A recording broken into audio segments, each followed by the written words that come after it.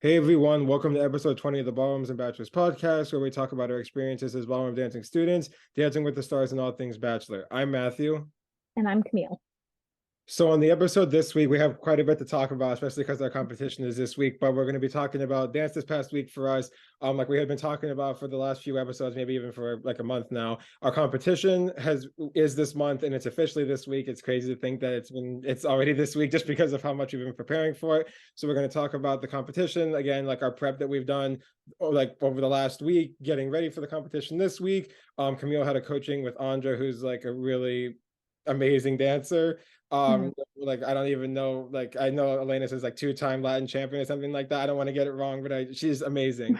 And so you had a coaching with her, and then today was standard day / socials day, but you competed in standard, so you were going to talk about that and your overall experience of competing standard today. And then I'm going to talk about my comp prep / just kind of what I have ongoing, because I'm not competing until Sunday, and then I'm dancing Saturday as well, so we're going to do that. And then we're going to talk about the formation dance that we've been talking about. We've been kind of keeping it somewhat secretive because it's like, again, it's a surprise for everybody, but we're going to give a little bit more details on that.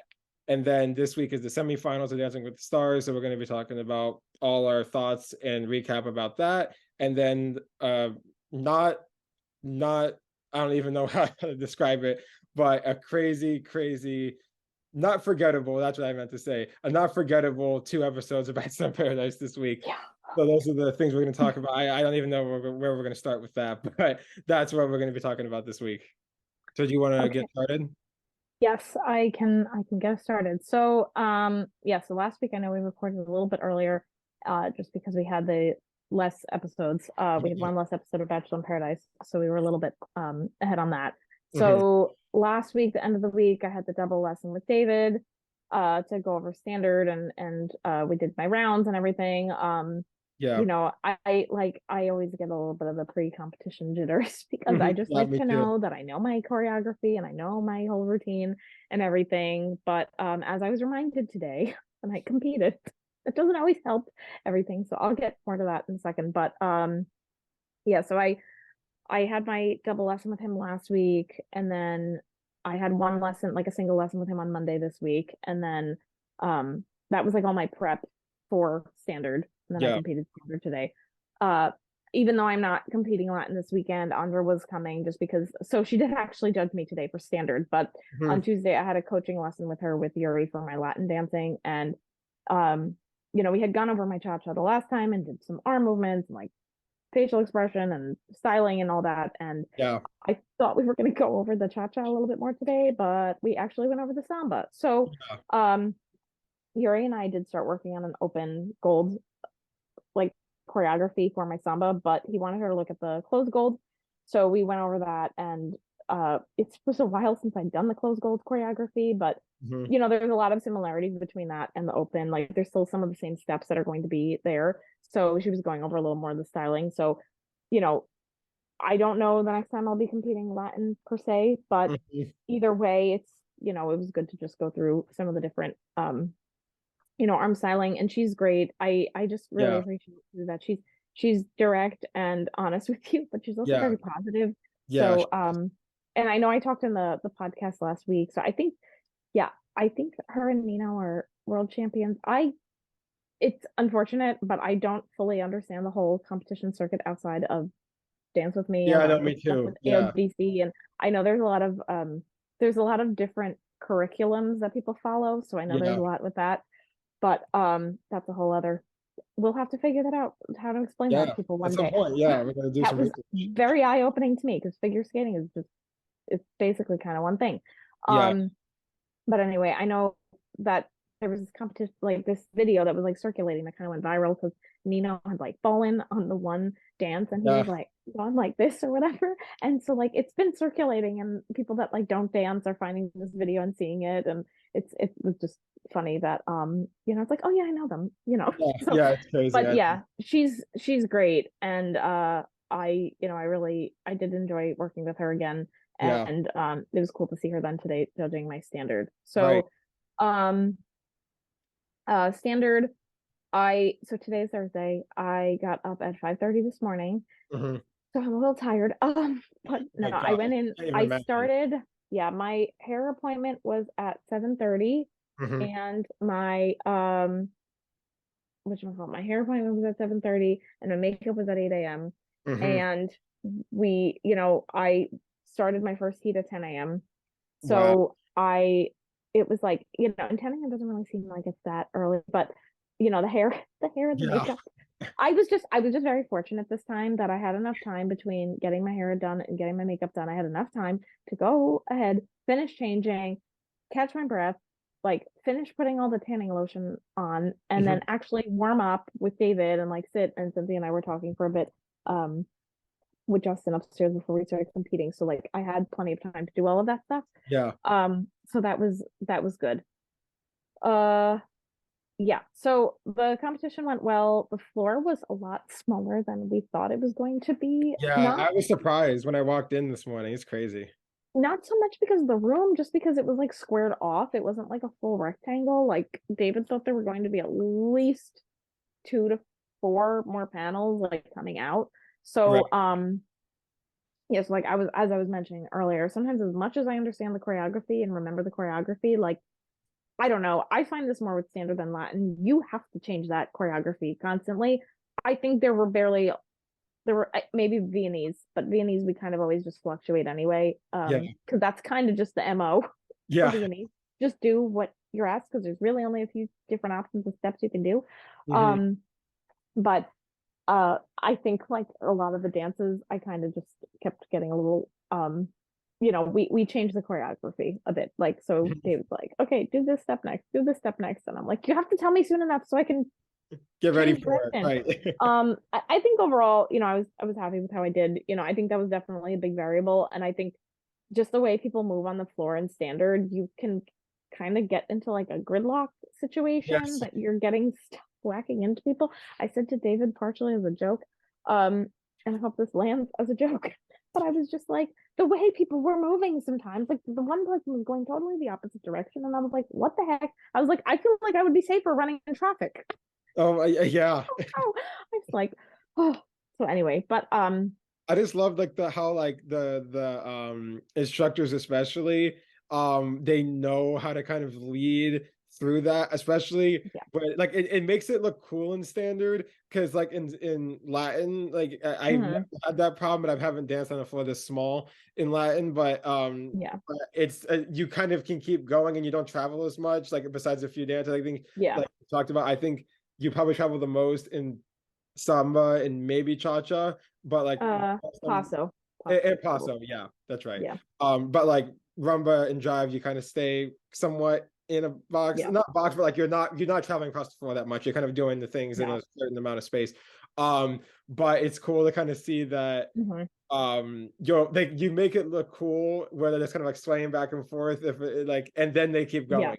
And it's like, Yeah. okay, we're gonna just wait. And so I think it's kind of funny. But I saw that this morning, like you were talking about. I was surprised at how much traffic jam there was. Yeah, David was giving me, he's like, well, when this happens, there's a few different, it's like either you try to you keep the same choreography and you bend it, Yeah, or you just change the choreography and just like try to just like default into like I just need to follow you, not do the routine as we've done it. And it's yeah, like he's like, as my job as an instructor to be like, well, how can I better lead you, but also how can you better follow without getting us confused? And I was like, so yeah, neither of those options are great for me.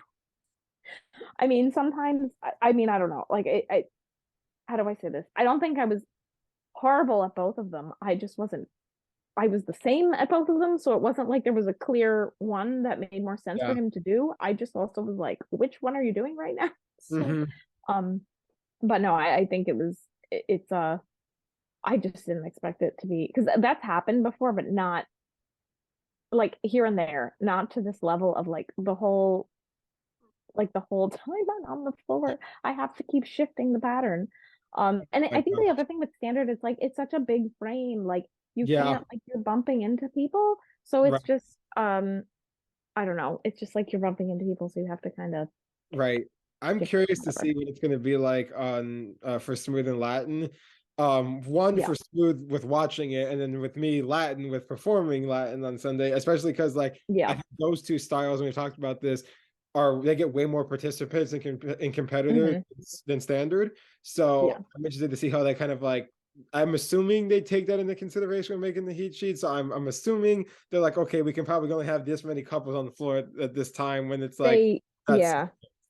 Well, I mean, it's just like there weren't as many people. I mean, that's why we were joking. I know, and I forgot if you were there already, but um I think somebody said when they were doing the announcement, they're like the East Coast and Texas and Vegas championships. I saw And we that. were I heard that saying, was because funny. everybody was like, oh, why are we only on the upper floor? And I was like, yeah, because they told us that Texas and Vegas weren't coming. We're coming, and then they did, which And they're all there. I'm not surprised. Like they're Yeah. always in every competition, which is awesome. It's not But as many though. It was just really only like a handful of a few of them that came. yeah, But it was just funny because we're like, well, because we thought you weren't coming.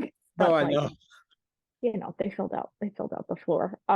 Yeah, But yeah, so I was happy. I did 5 rounds and 1 championship and 1 scholarship, and I did get first in both the championships and scholarships. My heats, it was like first and second.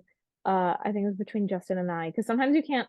It's hard to keep track of like which heat I'm in and yeah, who I'm against, because you'll have multiple couples on the floor, but it's like because of the age division, I'm only against certain people. So I'm yeah, typically only against Justin. I don't think there was anybody else in that age category. So that's why I was like, I got first, but I was yeah, also uncontested for the championships and scholarships. So I wasn't yeah, against him for that. So, yeah, but I think I felt good about how I performed it. yeah. David and I will obviously go into it a little more next week about different things and stuff to work on moving forward. And then I saw Andra in the hallway. She didn't mention anything specifically, but I was like, she might like maybe go talk to like David and then tell him, or one of the other judges might like talk to David and then, or Elena, and then pass it along. So I was like, maybe by Saturday Yeah. I will have some more It was awesome to insight. see you though. You did so awesome. Thank you, It thank was so you. much Yeah, it fun. was. Yeah, it's different. It's definitely different than like what you've seen in the other, like for Latin and stuff. Right. Yeah. Um, I'm not sure I've ever seen standard. No, I have yeah. seen standard. I saw standard in July, but it was for like half an hour.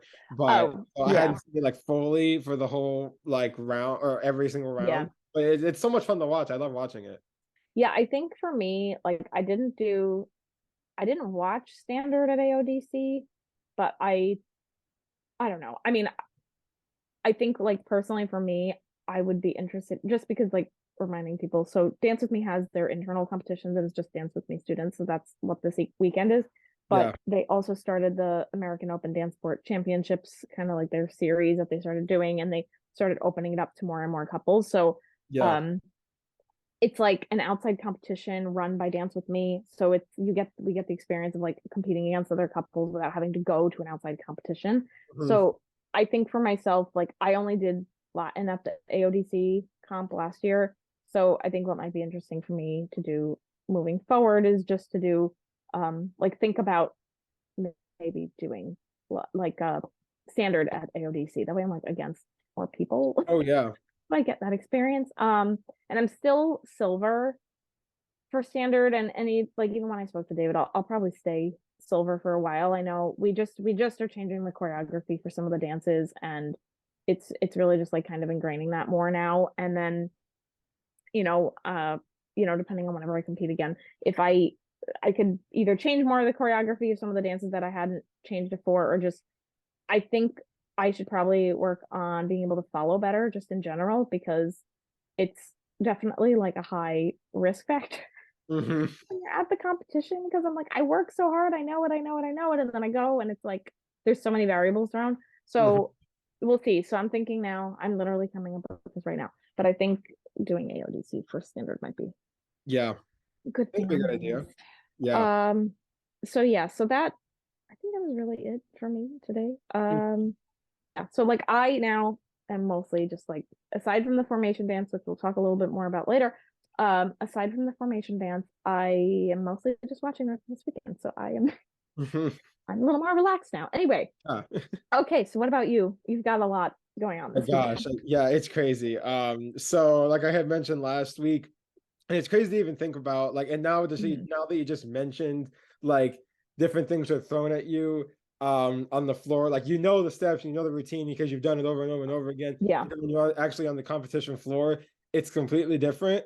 Hmm. And that's gonna be like me on Sunday, because this is the first time I'm competing Latin with like a full competition of people on the floor with me.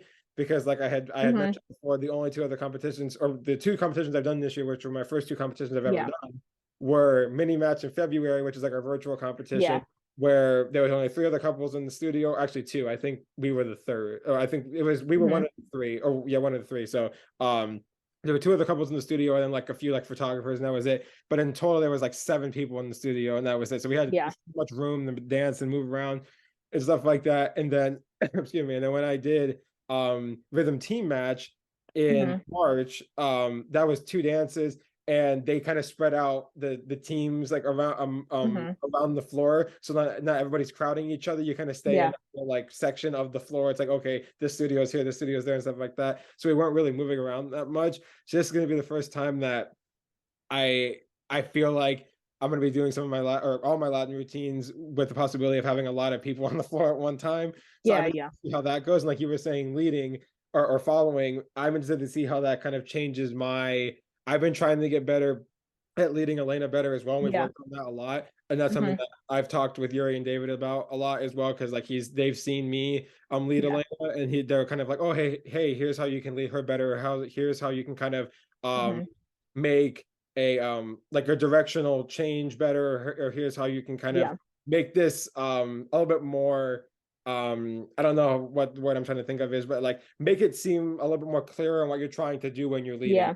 And so I'm interested to see how that's going to be, especially like I had said, with more people on the floor.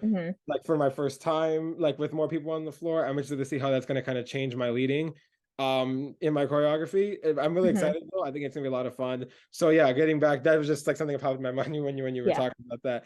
But going back to what I have planned, and so like you were talking about, I'm just going to go spectate tomorrow, or go to the party tomorrow. I'm going to go check into the hotel. I'm there the rest of the weekend after tomorrow afternoon, and then well, I can get back to my schedule in a minute. But so like I talked about last week on the last week's episode, I had 2 lessons this week just because I wanted to make sure that I just was able to do things over and over and over again, and not like break them up into 2 separate days, or one lesson a week like I usually do. So I had 2 lessons Monday, one at the beginning of the afternoon. I think I might have been Elena's first lesson, and that was her last lesson in the evening after group class. So it was nice because it kind of gave us a little bit of a break in between the day, but we were still able to do everything we wanted to do. Like we did, I think we did 7 rounds altogether between the 2 lessons. We did like 4 in the first lesson, and then we did our showcase for like 35 minutes, I want to say. In our evening lesson, and then we did like another round to end off the night, and close out the night when we were about to finish the lesson. And we feel very good about our routine. And Elena, she keeps telling me how happy she is with like all the progress I've made, and I'm happy about that too, because like I had told you, and that's a cool thing about kind of keeping videos of like you practicing and progressing, because you can definitely see the improvement. It's hard to kind of like articulate it, like when you're just going, like actually doing it and you're not watching anything, like kind of depicting that.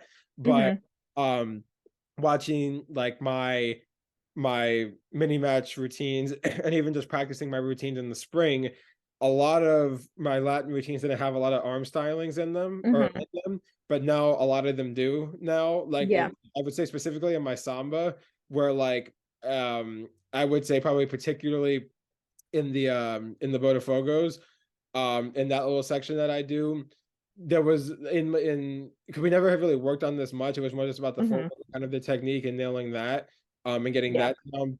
But now I have like this whole arm thing that I do that whole time, which I think makes the dance look a lot more just like intricate and a lot just cooler in my opinion. So I'm glad that we worked on that. But just even in stuff I was doing before, like my New Yorker arms, I think look way better, because like, we always joke that I was doing the rhythm arms because I was only going like halfway all the way out, and so I'm glad that that's gotten better, and like I said, my legs have gotten straighter and that kind of stuff. So that's been really fun to look at. And so like I said, we did that. The showcase is completely finished, and I'm really excited to show everybody, like I had talked about, just because of how vulnerable and just personal it is. And I'm interested to see kind of what people take out of it, because Elena was talking to me about this and was like, people are probably going to have different interpretations of what you're trying to say in the dance. This is kind of what dance is. People will take like the story you're trying to tell them, and you know what you're trying to tell, but other people might have different interpretations of it. And I think that's going to be really cool to kind of see what other people's interpretation of it is. And so I think it's going to be really fun. I think the costume we have for it is really cool, because her and I are kind of matching. And a little spoiler is that we're both gonna be wearing like this cool makeup with the costumes. I think that's gonna look kind of cool. And that will fit the theme of the dance. So yeah, so that's what I got going on. Like I said, we just practiced the rounds and the showcase, and that's all completely finished at this point. And now we're just waiting for Sunday to compete in Latin, and then Saturday night for us to do the showcase. And I'm excited to see everybody else's showcase as well. So yeah, that's what I've been working on. I wish I would have continued to do my running this last week or two. I've more just doing my walking, just because I didn't want to burn my energy out, just because I was like, I can't do that because of how much this is like. And also along with like this is the biggest competition I've done in terms of my Latin. It's the most dances I've done in my competition, because it's double what I did it's actually 2 dances more than double than what I did in February for mini match. So I'm interested to see how that goes. And it's funny, I remember we were talking about this morning, and Elena was showing me my heat sheet on Tuesday. And it was funny because when she showed me it, she was like, oh yeah, we're starting out with jive in the round. Our first dance is jive. And at the end of the round, we're gonna jump in at the end of the round for our first dance. And that's just kind of ironic and funny, because usually in the Latin round you start out with cha-cha. So it'll be funny that like first thing in the morning that would jive. I know you said that sometimes can happen. It does happen, and I think like I feel like it. I don't know exactly know how it happens. I mean, I know specifically in your case, like you're not. Well, actually, let me rephrase that. I think what ends up happening is they try to like.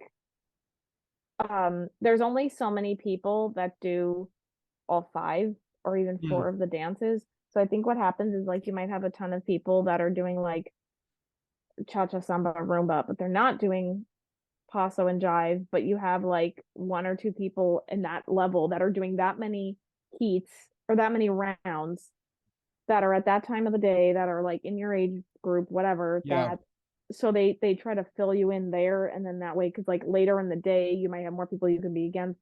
I don't know. Apparently there's this whole like programming thing. I would love, it's just very interesting, because like I do computer programming for work, and like that's what I did study in college too. I mean, I'm not like full computer programming, I did bioinformatics, but like I just think it's like, I just wonder, I would love to see that algorithm. And I would too. I'd love to see how they come up with the heat sheets. I'd love to see that. That'd be really funny. There's a calculation. I mean, it's like constantly changing up until the day and the time you compete, because there's always people entering. But I would just love to understand the algorithm behind that.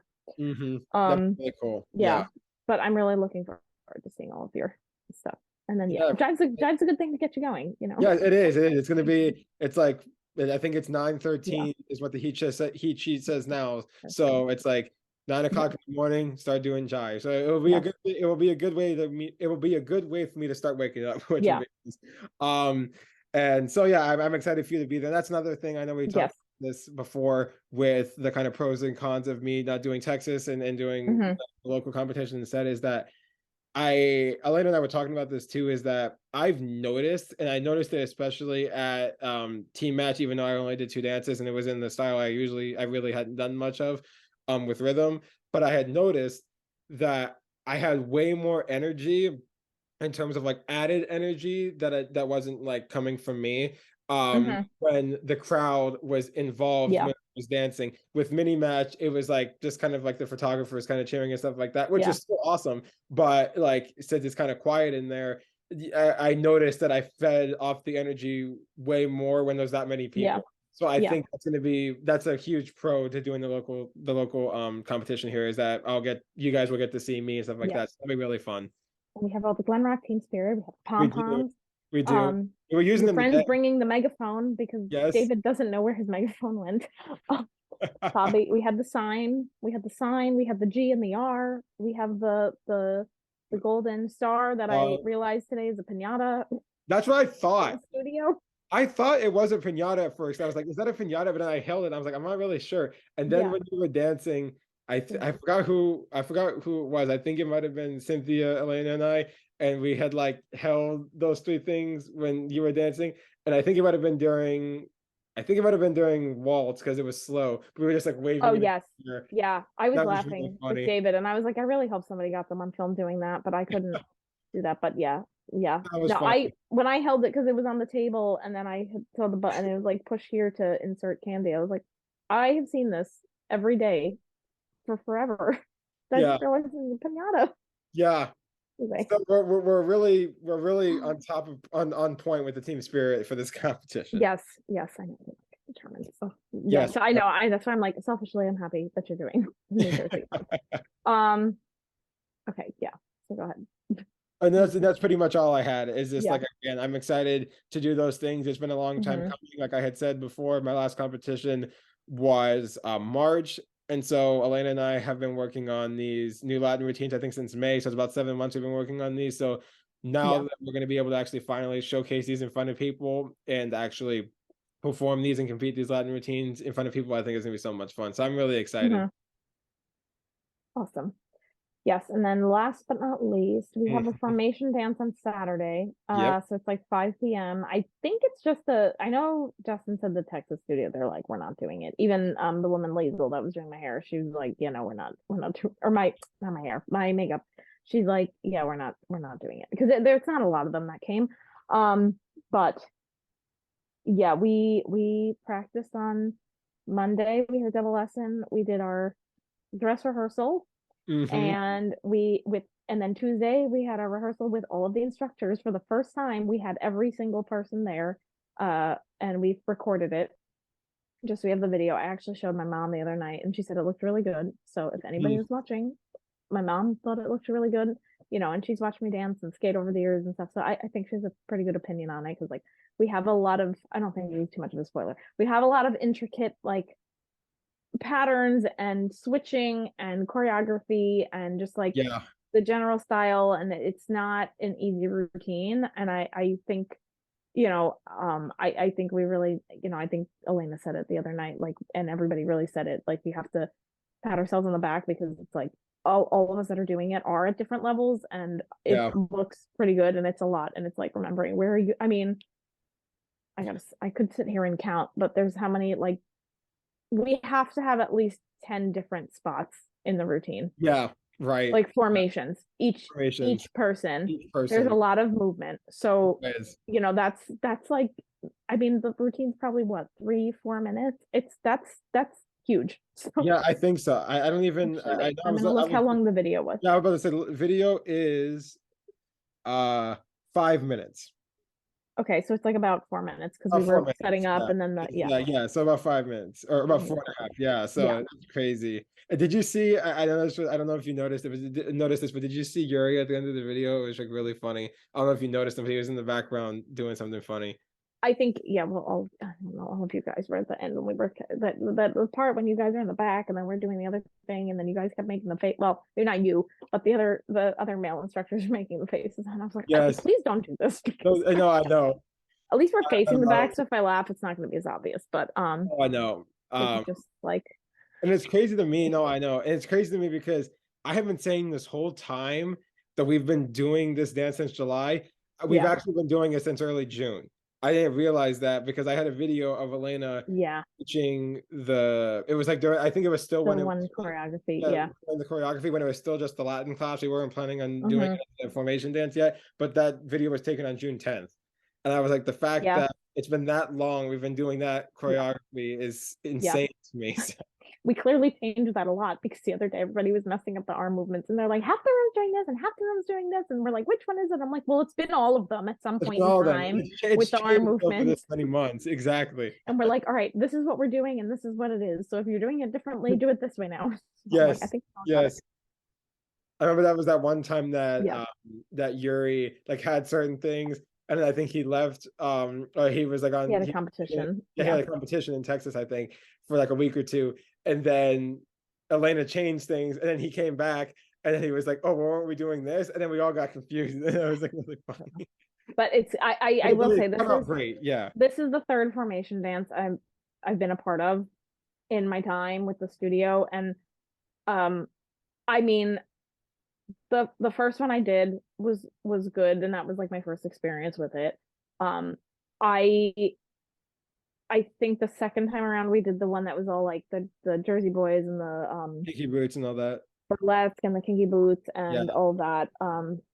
Chicago and I think Chicago. That Mhm. I was happy with that, but I think and I think we were all really confident in how it looked. But I think this how do I say this? I think the first time I did it, we tried to accomplish more of the like the changing and the different routines in the routine with the transitions and the whatever. And Yeah. then the second time we had like multiple routines and it was really intricate and like good choreography. And we just kind of, it was like this group goes, this group goes, this group goes, this group goes, then we come Yeah. together. Whereas I think this routine is kind of like the best of those two things. Yes. Where it's like very because you never saw the first one that I was part of, but like it has all the interconnectedness of the steps and the patterns, and it flows a little bit better. And and we have like a higher quality level of like dance and choreography and stuff, and there's like integration. I think we had more people collectively in that last one we did with like Kinky Boots, Jersey Boys, all that, but like there's 15 of us, and 4 are instructors, 11 are students, and I think and there's so many newer people in it. So I think it's really cool. So yeah, it's a lot of fun. It's my first, like you were saying, this is your third, and this is my first. I've never been a part of anything like this. I'm excited to see actually how it goes on Saturday. Yeah, and I will say, some of the other studios that were like powerhouses in the past, where it was like, all right, well, it's gonna probably be us and like this group, this team, this team.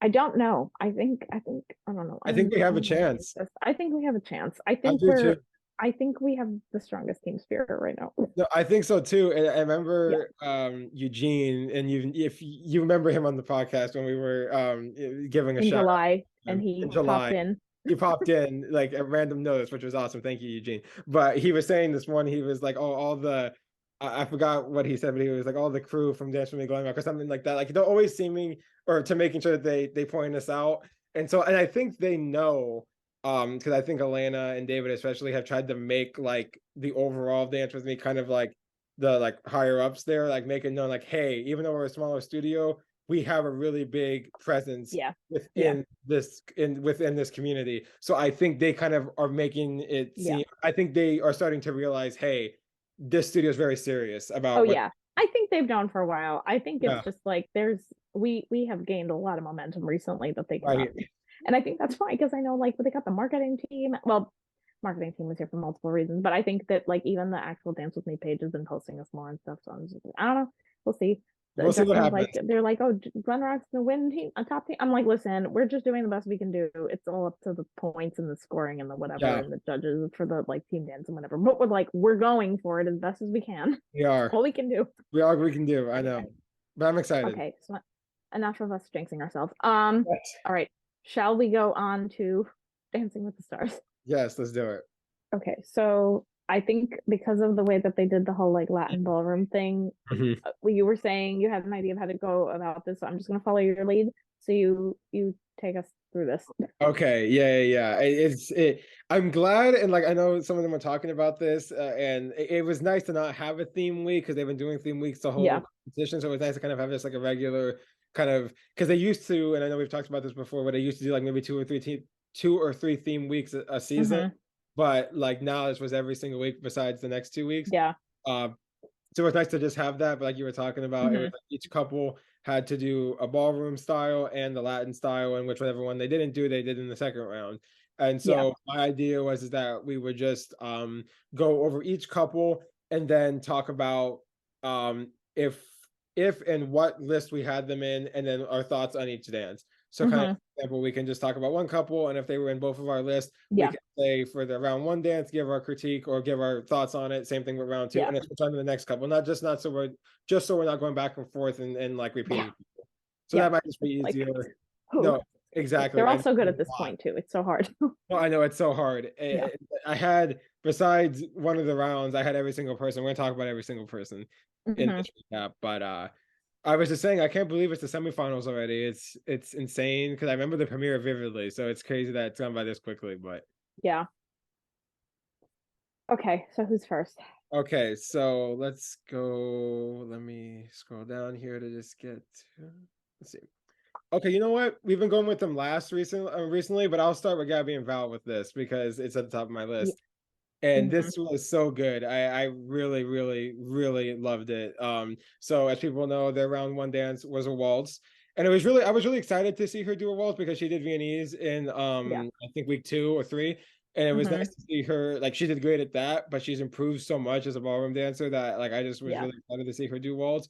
Um and she I remember she was talking about in her story like on Instagram that she was going to kind of address the whole thing with Eric on the Mhm. episode this week, and that's what she did. She kind of had talked about her and Eric's breakup, and that Yeah. obviously there was like no like hard feelings towards each other, which I'm happy about. I'm happy it wasn't Mhm. like an ugly breakup or something like that. Obviously breakups are not easy, but I'm glad it wasn't like a whole like fighting fest or whatever. I'm glad it was just they kind of realized that they just weren't a match and they kind of just went their separate ways, but still wish the best for each other. So I was happy she had mentioned that. And so she was basically kind of talking about how, and I remember, I think Val came up with the idea was that he wanted it to be kind of like what the epitome of love was. And that's kind of what the story they wanted to tell in the Mhm. end. And I thought it was just such a fantastic performance. I thought her frame was so good. It's been really Yeah. good, I think, since her tango. It's been awesome pretty much the whole competition, but I think the tango and I remember Yeah. I think we talked about that. That was like I think where it was the turning point and that her ballrooms Mhm. standard frame has gotten really, really good. Um and it was just so elegant and so graceful. That's the only way I can describe it. The storytelling was amazing. I could really kind of tell Mhm. what they were going for in terms of what the story they were trying to convey. Her turns were great. I thought her turns were very, very graceful, and there were like no like like balance issues in or anything like that. And that's never been an issue for her. She's always been great with that. Um and her arms and her lines were Mhm. fantastic, like they've always been. I thought Val's choreo was amazing. And I liked how they like were in the hold at times, they were out of hold at times. They Yeah. were they did different things where they were kind of like together at one point, and then they did like a circle. So I was like, because I Mhm. liked with the choreography, when it switched up a lot, it told the story. I think it conveyed the story better. So that's what I really Yeah. liked about it. And there was just so much emotion in it. I thought it was absolutely perfect. Just like Bruno had said, and I completely agree with this. And I just like I had just said, there was so much change of pace in that song and in that routine. There was a lot of like in the chorus, it was very like traditional waltz, rise and fall, but then there were parts where Mhm. it was really quiet and really slow, and there were points where it was kind of like booming, kind of more energetic. So, and she really did that very well. I agreed with Carrie Ann that there was just kind of this humanness, vulnerability, putting kind of like putting down some walls Yeah. kind of quality to it. I definitely felt that even before she made that comment. Mhm. When she made that comment, I was like, yeah, that's very true. Yeah. And yeah, and the perfect score she got for the dance was hands down so well deserved. I was Mhm. so happy to see her progress, and you can tell how much she enjoys it, and she has become such an amazing ballroom dancer, and I am just so happy for her. I thought the dance was absolutely great. Yeah, I like my mom was watching it a little bit with me tonight. Like our schedules were like not fully overlapping, but she did watch that dance with me Yeah. tonight. And like, they were raving about Charlie earlier on, and I said to my mom, I was like, Mom, that was like equally as good as Charlie's. Yes. I mean, and then one of the judges said it, and I was like, yeah, but no, it was amazing. I think really and collectively, like overall, and we'll obviously talk about the rest of them, but I really just feel like Charlie, Gabby, and Shangela like owned it. Yes. Like the best dances of the night, honestly, Yes. were pretty much all from them, I feel like. But this was again like the waltz was beautiful, and I think it was just for her to be able to go and show that much emotion after what she's gone through, and again, like in addition to your point too, I was checking, and it looks like her and Eric still follow each other on Instagram, and it's like, you know, we are in the world where that is a sign that, ooh, they're still talking at least. Like, I don't know. I mean, she definitely made it kind of sound like it's like a breakup, not didn't seem like there's any potential chance of like reconciliation, but I do feel like it was amicable, and I'm happy for her with that aspect of it, and for him, and just that it's nice that they can at least seem to still be supportive of each other, and just it was like just the wrong time. But and it's just crazy how much that whole relationship has gone through just in the time that she's been on Dancing with the Stars, and that she can still like compartmentalize and be present and focused. And she did say something about that too, and just trying to focus on the dancing and like enjoying herself. And I think that's great to see. So I loved her waltz. It was great.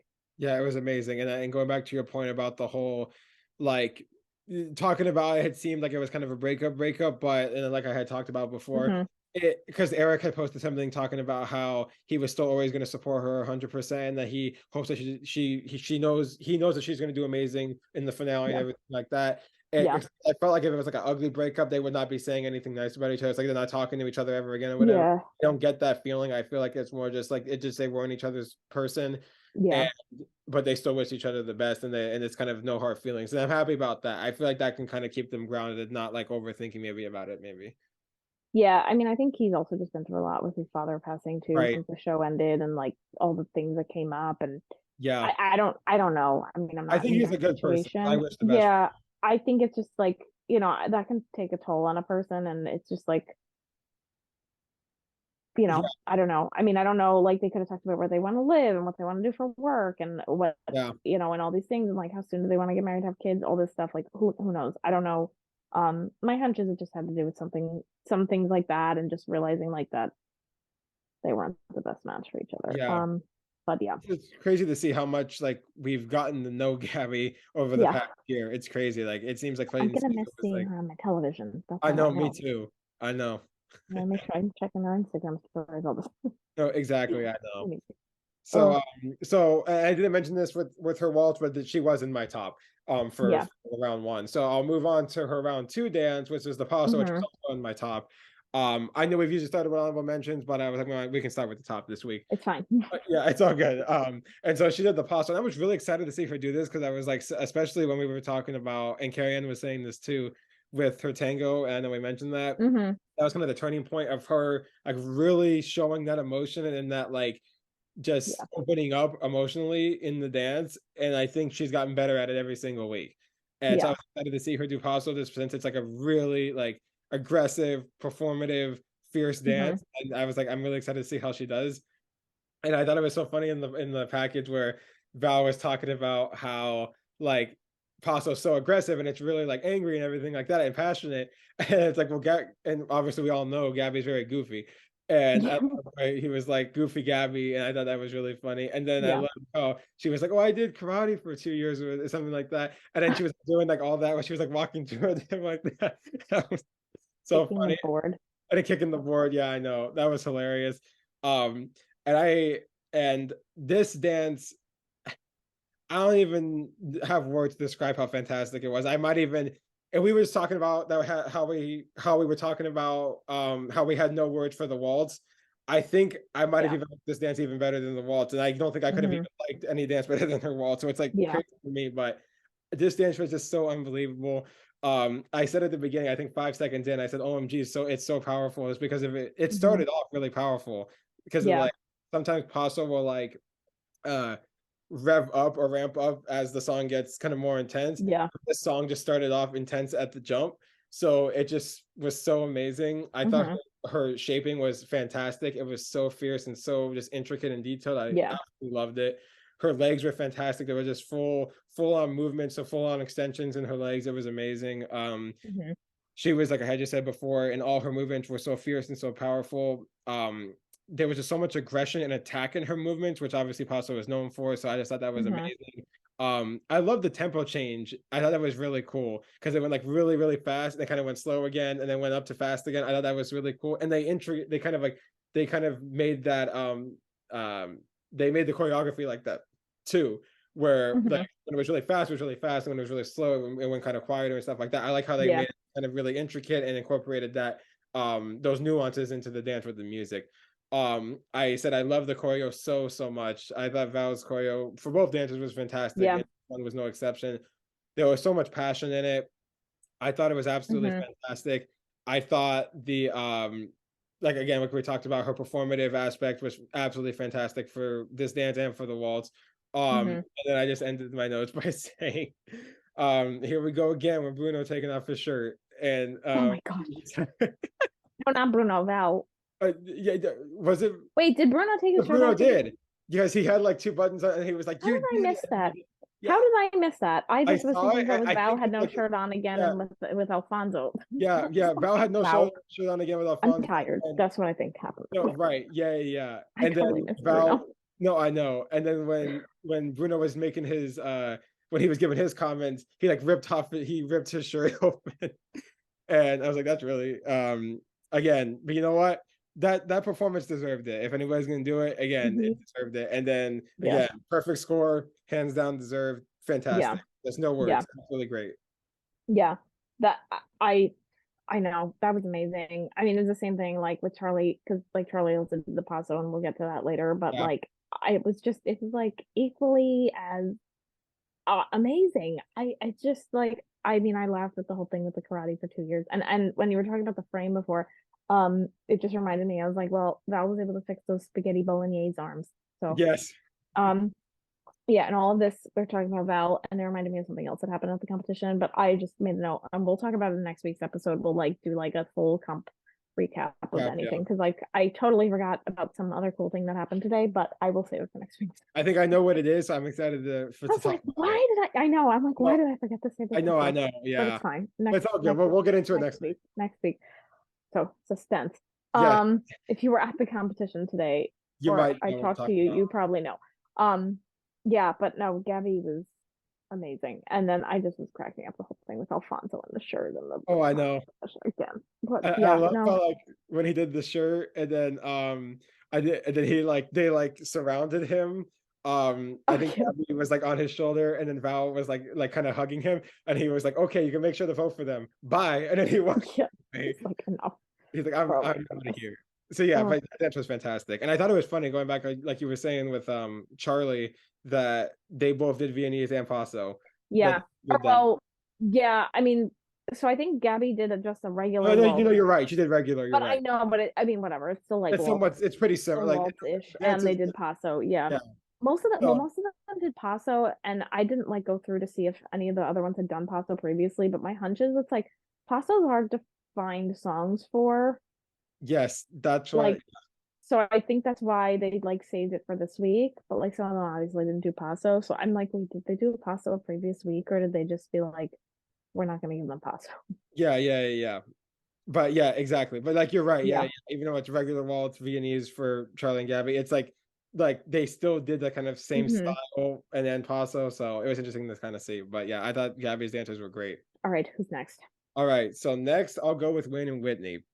And both their dancers were in my top in terms of both rounds. Yeah. I one better than the other, so but I really enjoyed both. So I'll go with Hmm. the one dance first, which was another paso. And I want to just give this quick shout out actually at the beginning, before we talk about the dances, that I know I speak for the both of us, but I want to congratulate Whitney on her expecting her Yes. second child. So that's awesome. Yes. And I know Lindsay is too, so congratulations to Lindsay as well. Yes. Because they talked about it, and that's kind of cool that since they're like both best friends and they're both expecting their second kids at the same time, so that's pretty cool. Like the kids Um, are all gonna be like the same age. no, I know exactly. They're all going to be like all growing up together and stuff like that. But yeah, I just wanted to start out with that. Congratulations to you Hmm. guys, and we're really happy for Yes. you. And so Wayne was talking about how he was wanting to talk about his relationship in this dance. Hmm. Because I already kind of knew about this, but not to the full extent. Is that I know he had gotten married and I know he had gotten divorced, but like there was, and it's kind of the same thing we were talking about.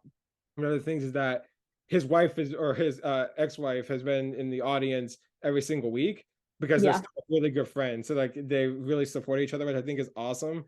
Yeah. I love that he said that they're still best friends and everything like that. And I think that's really cool that they had that healthy of a Hmm. relationship to where even after getting divorced, they could still Yeah. have a connection and really support each other. So I thought Hmm. that was really nice. The storytelling I thought was great. I thought the puzzle shapes and form were great. Mhm. I thought his footwork was great. I thought there was so much energy and passion in it. Like you could tell on his face, Mhm. like he was really getting into the dance, and I absolutely love that. I thought his posture was pretty decent. I agreed with what Derek was saying that sometimes in his posture, his shoulders were kind of getting a little bit like, I think they were kind of Yeah. what he said, but it was more like I think he said that sometimes they can kind of curl forward a little bit and not like he Mhm. down a little bit. But I thought his posture was decent, and then musicality and performance always great. There's Yeah. never any question about that for him. And the 4 9s he got, I think were fair. I think I would have given the same. I thought the dance was really good. Yeah, so I kind of had his dances in my honorable mentions just Yeah, because I felt like it wasn't as strong as I wanted to see the weekend yeah, semifinals. I mean, but like I agree, it was really good. Like I could see the character, and I think the nines were fair. Like I yeah. didn't think it deserved any tens, but I do agree all the nines were fair. Because I don't think it did Um, any eights. I thought it was. I think the nines were. no, yeah, I think it Yeah, was like right, but no, it was really good. I mean that was interesting the story too about like what he was using to channel into the dance, but it was great. I really did enjoy watching it. yeah. I thought it was really good. And then his ballroom. Okay, so his ball. Yeah, yeah, yeah. I completely Ballroom. forgot we were doing that. I thought you were gonna say who's next. And I'm like, yeah, I that's know. exactly right, exactly. So let me go down to all right, they're at the top. Okay, cool. Hmm. So yeah, his second dance for his ballroom, he did it at Viennese Waltz, and there was a lot of Viennese Hmm. waltzes on this episode, which is really Yeah. cool. I love watching that dance. Um, and it was a really sweet story how he was talking about how he was raised by his grandma, and I think she had just passed away recently, and that was Hmm. like Yeah. probably the closest person I think he had ever had in his life, and she just meant so much to him, and it was nice to see that he was going to dedicate that dance to her. Hmm. And I love that he got to sing the song at the beginning. I thought that was really cool. Yeah. I think I remember I think Ray Chu, the band leader, he was talking about how like they were working with him. It's like, okay, let's really record the song for the performance. So I think that Yeah. was really cool that they got to incorporate his singing and the dance. I thought that was really fun. Yeah, because the rest of it, I was like, was the rest of it like a recording of him singing? I think they changed. I think the singer in the band, a singer in the band changed because there was like a 2 second pause while they got into frame. Oh, So I think they kind of changed. He it sang still and sounded then like him, so like it was so weird. I'm like, yeah, wait, I what? know. I They think yeah. So I think they he sang. paired they paired them properly then. Yeah, they paired them properly because I remember I like they got in the frame and then they started singing Hmm. again. So my assumption is that he Yeah, sang and then one of the band singers sang yeah, the yeah. rest. And so I thought that was really cool. I thought he was very light and airy on his feet. I thought he was very Hmm. useful. I actually like I think I like this dance a little bit better than the paso in Yeah, my opinion. same. And his arms were great. The choreo by Wit was awesome. I absolutely loved it. Um he had so and just like the pasta, and we've talked about this almost with almost every Hmm. dance. He has so much passion and emotion, and so much passion and emotion in his Hmm. performances that never is lacking in his performances. You can Yeah, just tell he's giving it 110%, and like you can always see on his face and in his body like movement what he's trying to convey, what emotion he's trying to convey. yeah. Always so clear, which I absolutely love about watching him. Hmm.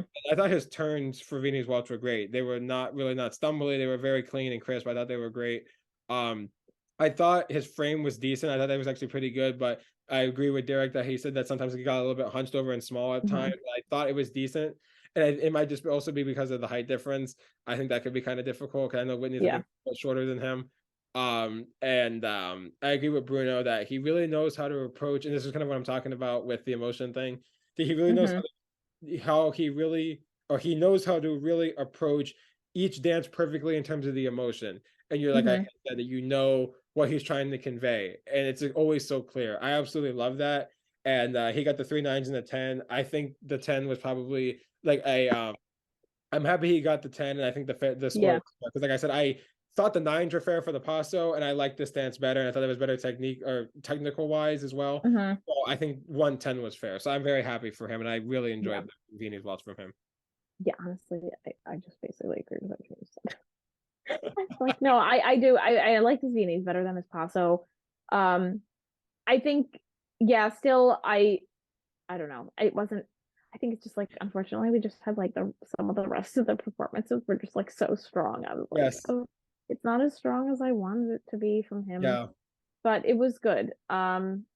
No, I mean, and his like both. I think the thing is that I think what tonight was able to Monday night was able to really show was just like, did these people kind of master the technique?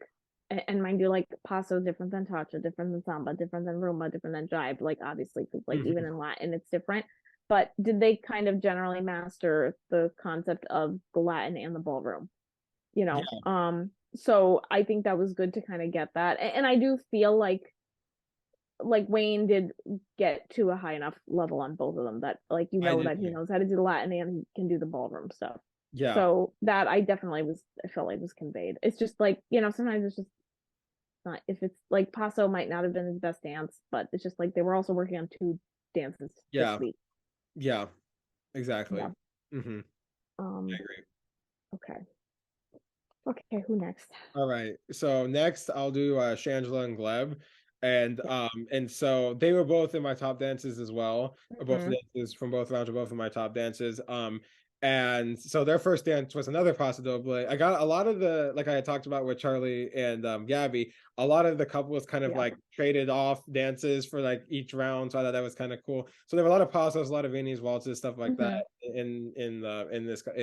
on this night. And so she did a paso, and I just said at the beginning before they even danced, I was like, I'm so excited to see this because we really have not seen like the aggression out of Shangela besides the creepy doll. Yeah. And that was more creepy instead of fierce and angry, passionate. So we really haven't seen her do that. Like we've seen her do, like I said, do tango, and we've seen her do cha-cha, and we've seen her do samba, stuff like that, like the more kind of bubbly upbeat dances, which we know fits her personality perfectly. So I was excited to see her do the more fierce, like passionate, angry dance with Paso. So I was excited to see that. And I said her commentary is gold as always, and I quoted one of the things that she said, where she said, "Baby, no one's taking this kingdom away from me," and that was so funny. And then because Gleb was saying something, he was like, "You can't live without me, and I can't live without you in this kingdom," or something like that. Oh my god! So, what is happening? No, I know. They're so perfect partners for each other. Like they match each other's energy perfectly. Like I just think Gleb is so awesome with her. He's like he can always like match her energy, which is awesome. Yeah. And so in terms of the dance, I thought the dance was fantastic. I absolutely loved it. I thought her posture and her shapes were great. I really thought they were very strong. I love the energy and passion, just like we're talking about, but that's not really just like Wayne. Energy, passion, performance is never really an issue for her. She has that fierceness in all the movements, which I absolutely loved. Her arms were great. The performance quality, just like I had said before, is great. Storytelling is great. And I said that solo was fantastic. It was so awesome. I love that. I said I did make one little tiny note. None of the judges mentioned it, but I made one little tiny note, and it wasn't even for the majority of the dance. It was maybe like 0.5% of the dance. But I put a note that I was like, I think there's still room for a little bit of improvement with her Latin footwork, because there were times I saw kind of in the crossovers where she was doing the crossover footwork with Gleb, where there was still kind of some stumbliness that I saw. So, but again, it's not taking away anything from the performance, but I just noticed it because I didn't, again, going back again to her ballroom dance, which we'll get to in a minute, I didn't notice any of that. Like we've talked about, I think smooth and standard has always been stronger for her than Latin in terms of footwork.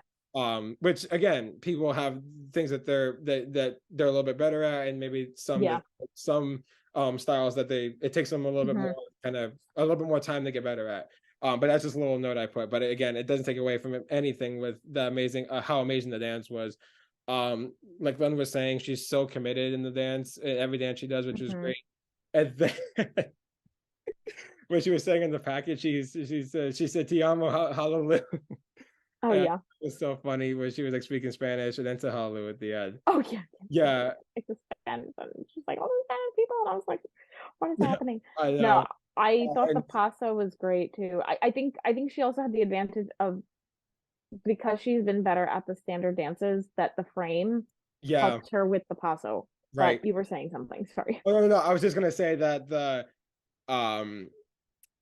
I was gonna say I think because she got 4 9s, 36. I think that was fair. I maybe would have given 110, but also like I said, with the leg or with the footwork, like I said, the Latin footwork, that I think it needs a little bit more improvement still. I think the 4 9s were pretty fair, but I thought the dance overall was great. Yeah. And then they were talking about the fan Oh yeah. She had the fan, and then some hallelujah, and then there's somebody in the audience that had it, and she was doing the thing, and then Alfonso had the fan, and he kept going Yeah. like this, and I Yep. was like, And this they're is making it like, hilarious. yeah. Yeah, but no, the Paso was really good. I had her as a top dance for both Paso and for Yeah, me Viennese. I too. just felt like it's just, and I do think like out of the group of like the top, I feel like she might not be like technically the strongest, but I feel like she's probably got the least amount of like official dance training Yeah.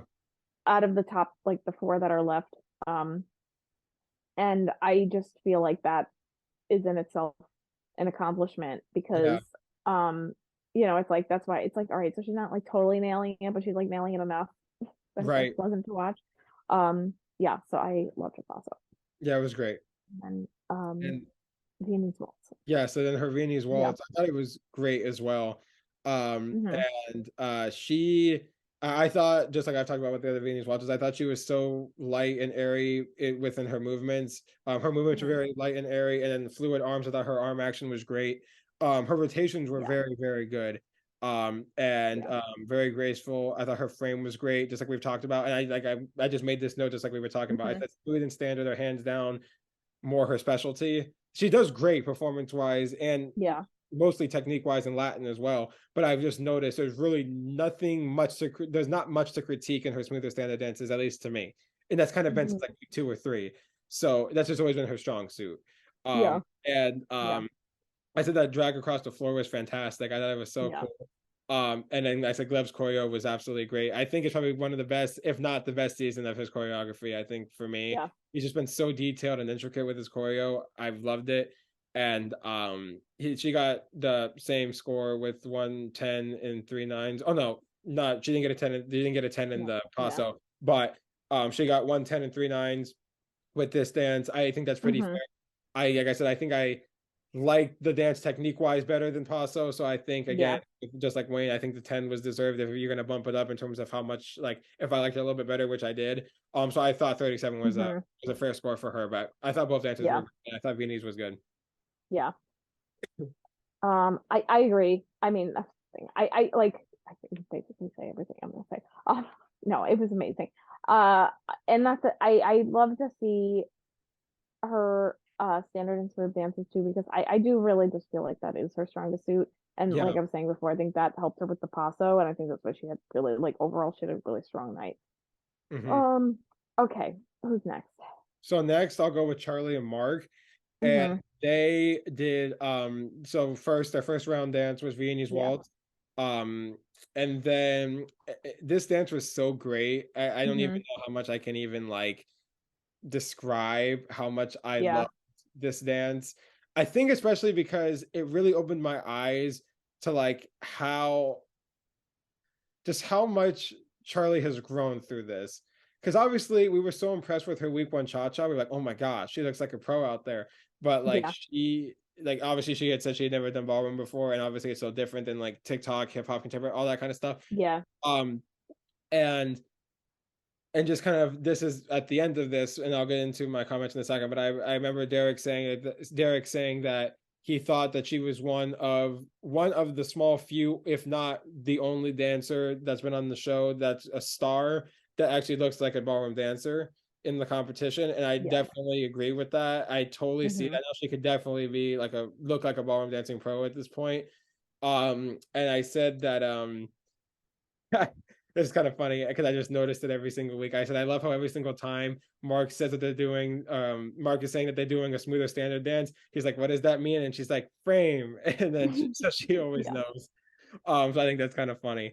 And I just thought it was so graceful and so elegant. That's all I can really describe it as. It was just so Yeah. light, airy, um, just graceful, elegant, light and airy on her feet and all her movements. Her basic Viennese waltz basic and her turns Mm-hmm. were so great. Um, I thought that it was just so effortless with everything. Yeah. I said Mark's choreo is so fantastic. I think this might be one of his best seasons as well, choreography wise. It's so Mm-hmm. creative. That synchronized spin they did was incredible, and I saw they had like a shot of the judges table when they did it, and when they did like I think it was like three. It was like Mm-hmm. it almost looked like a pirouette, but it wasn't. It was just like kind of like the synchronized spin that they did. And I think they did like 2 or 3 of them. And Yeah. when they, like I said, they had a shot of the judges table when they did that, and when they completed those synchronized turns, I saw Derek go like, and so he was just like so amazed at it. And I remember Hmm.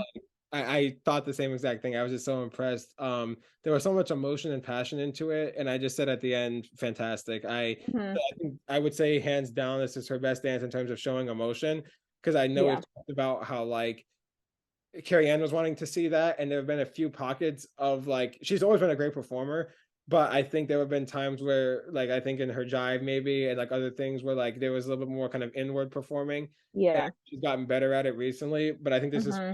hands down in terms of like actually showing her emotion. I agreed with Derek that she looks like a ballroom dancer and she puts so much focus into attention, so much Yeah. focus on the attention to detail, like we had mentioned before. I agreed with Bruno that it's one of the best Viennese waltzes ever on the show. I think I can kind of, not a kind of, I definitely agree with that. Um, and I said that I really, really hope she continues to dance ballroom after the show because she's just Hmm. so talented and she's just so amazing with ballroom dance now. Yeah. I think you can tell she enjoys it. So I'm Hmm. hoping at some point this kind of can open up her kind of like realm of dancing and maybe she'll start doing Yeah. it on her own. I think that would be great. And obviously perfect score, well deserved. Nothing else I can say. It was awesome. Yeah. The Viennese waltz was amazing.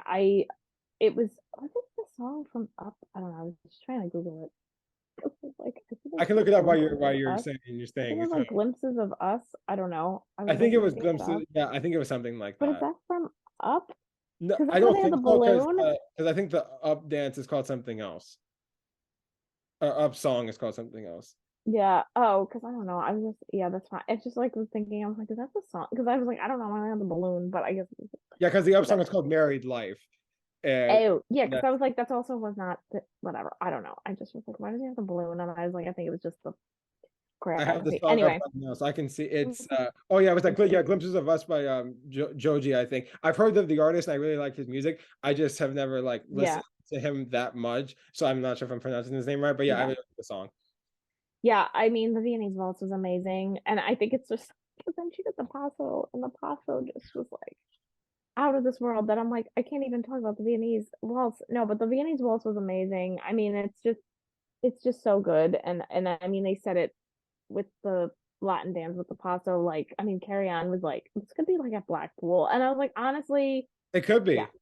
yeah. It's just she just, and I think it's hard because I think the biggest thing is that like I think there is a lot of like flack that she could get because there's always the argument of like, is Dancing with the Stars like for people that know how to dance, or is Dancing with the Stars like for people that don't know how to dance and they come on the show? And I think there's always a thing with that. And I think it's just, I mean, look, I don't know if I feel like it's not like I don't think she's deserving to win, but I think it's also just kind of like I can understand why people don't want her to win. And personally, I always like it to be a little bit more of a balance of somebody that hasn't had as much Yeah. dance training. So it's like, but I think the biggest thing is it's just like she is clearly the like queen of the season in the sense of Yes. like the technicality of like what she has mastered Yes. and accomplished. I'm like, yeah, she's already like higher up on the totem pole, but like that Mhm. still is not easy to do. Like I think as far as the growth from like week one to now, it's amazing. And I think No.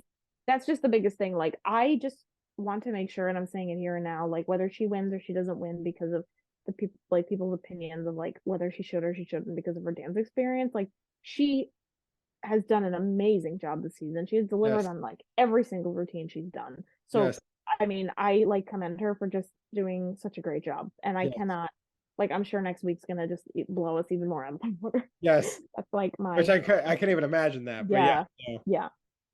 But it's like keep doing it. doing it, Do you I want know. to go on to the paso? No. Yes. Okay, yeah. So Paso, I think I can't even just even like again, Viennese Waltz, fantastic, but I don't even know. There's no words like just like Gabby's Paso. I can't Hmm. even say what I think about this. Like it's just too many things. It's just Yeah, fantastic. I love that Mark was playing the guitar at the beginning, and yeah. anyway, like we obviously know Mark's a multi-talented artist, so we can talk about Hmm. that. And Alexander Jean has band with his wife. Go check it out. It's great. Yeah, yeah. But, that so I thought that was really cool. Great power and aggression, very, very sharp. attention to detail, like I talked about before, Mm-hmm. the fierce footwork and arms, just like Viennese Waltz. Mark's routine was fantastic. Her Mm-hmm. shapes were so detailed and they were amazing. Turns were great, just so much fierceness, so much passion. And then, like Derek said, I said us ballroom dancers know that song very well with the paso, Yeah. because that song they Yeah. play every single paso round at a competition. So just Yeah. in different keys. But I like that kind of, I love that the style Mm-hmm. of that version of the song, or that interpretation of the song, because it was like kind of classical and then it became like hard rock and then there's like regular like competition style with Yeah. that. Oh, that was really cool. Again, perfect score, very well deserved. Great. I don't even know what else to say about it. It was awesome. Yeah, and in the intro package, I was just like reminded um that the woman is the cape, not the bull, and I always forget Right, that. right. And I Yeah. know like my older instructor Lucas, that he would always I think he would always like love paso, so I think he would always talk about that too, and I'm like, I should remember this. Um but yeah, that was a good reminder for me too. And I just, the end of the routine, they just walked off the They just walked floor off. and I know. Tyra was like, what's going on? But it was No, like I know. such a mic drop. It was like, oh my gosh. But Okay. it was so powerful, and I think it's just like, I just feel like pairing her with Mark made them unstoppable. No, totally. Hands Because down. you just, if Mark was with Gabby, it would have been the same thing. Yes, yes, And totally. it's like, and it's just, I mean, obviously Val's capable of the choreography, but I feel like Mark is just, he just is always focusing on pushing the envelope, and that's just Yes. a huge thing. But I just, yeah, I don't know. I'm just like speechless. I don't even know No, what I to am say. too. I think her, going back to Gabby's and hers, I think both of theirs were probably two of the best passes I've ever Yeah, seen on the show. And yeah, especially, again, talking about Charlie's, definitely. It was awesome. yeah. Okay, so I think now that we covered the top dances, Which was quite a who did, bit. yeah, yeah, who did you who did you have for the honorable mentions? Okay, so I had one honorable mention for the first round, and that was Daniel and Britt, and they did a Hmm. Viennese waltz as well. And I was really excited to see him do this because, again, a lot of his like performances have been very. I know with the jazz routine, it was also very like sentimental and very just like emotional and stuff like that. But I feel like a lot of his like strongest dances have been the really like fierce and powerful ones, like his paso, his cha-cha, his tango, all that kind of stuff. So I Yeah. was excited to see him do like a slower dance. I know we were talking about his contemporary has been one of his top dances too, Yeah. but I was excited to see him do Viennese waltz, and I thought he did great. Hmm. Um, I thought his arms were very fluid as always. I think that, again, I've talked about this all the time. I think that's been one of his strongest suits, where he's just so graceful and so elegant with his arms. He's really good at Hmm. extending them. Like Yeah. he always just goes through with emotions and everything like that. He's never just kind of stops halfway. I've always noticed he's been very good with his arms. Um, his performance quality as always was great. I think his frame was much, much better. I thought there was a huge improvement Yeah. with him, in my opinion. I thought his lines were beautiful. I thought Britt's choreo was great. I feel like the footwork could have been a little bit lighter at Hmm. times, just like Carrie Ann had said, because sometimes it could get little bit skippy and stompy. Yeah. Um, but actually, I think it might have been Len who said that. But I agreed with that to a point. But I felt like, but with him not being able to hear,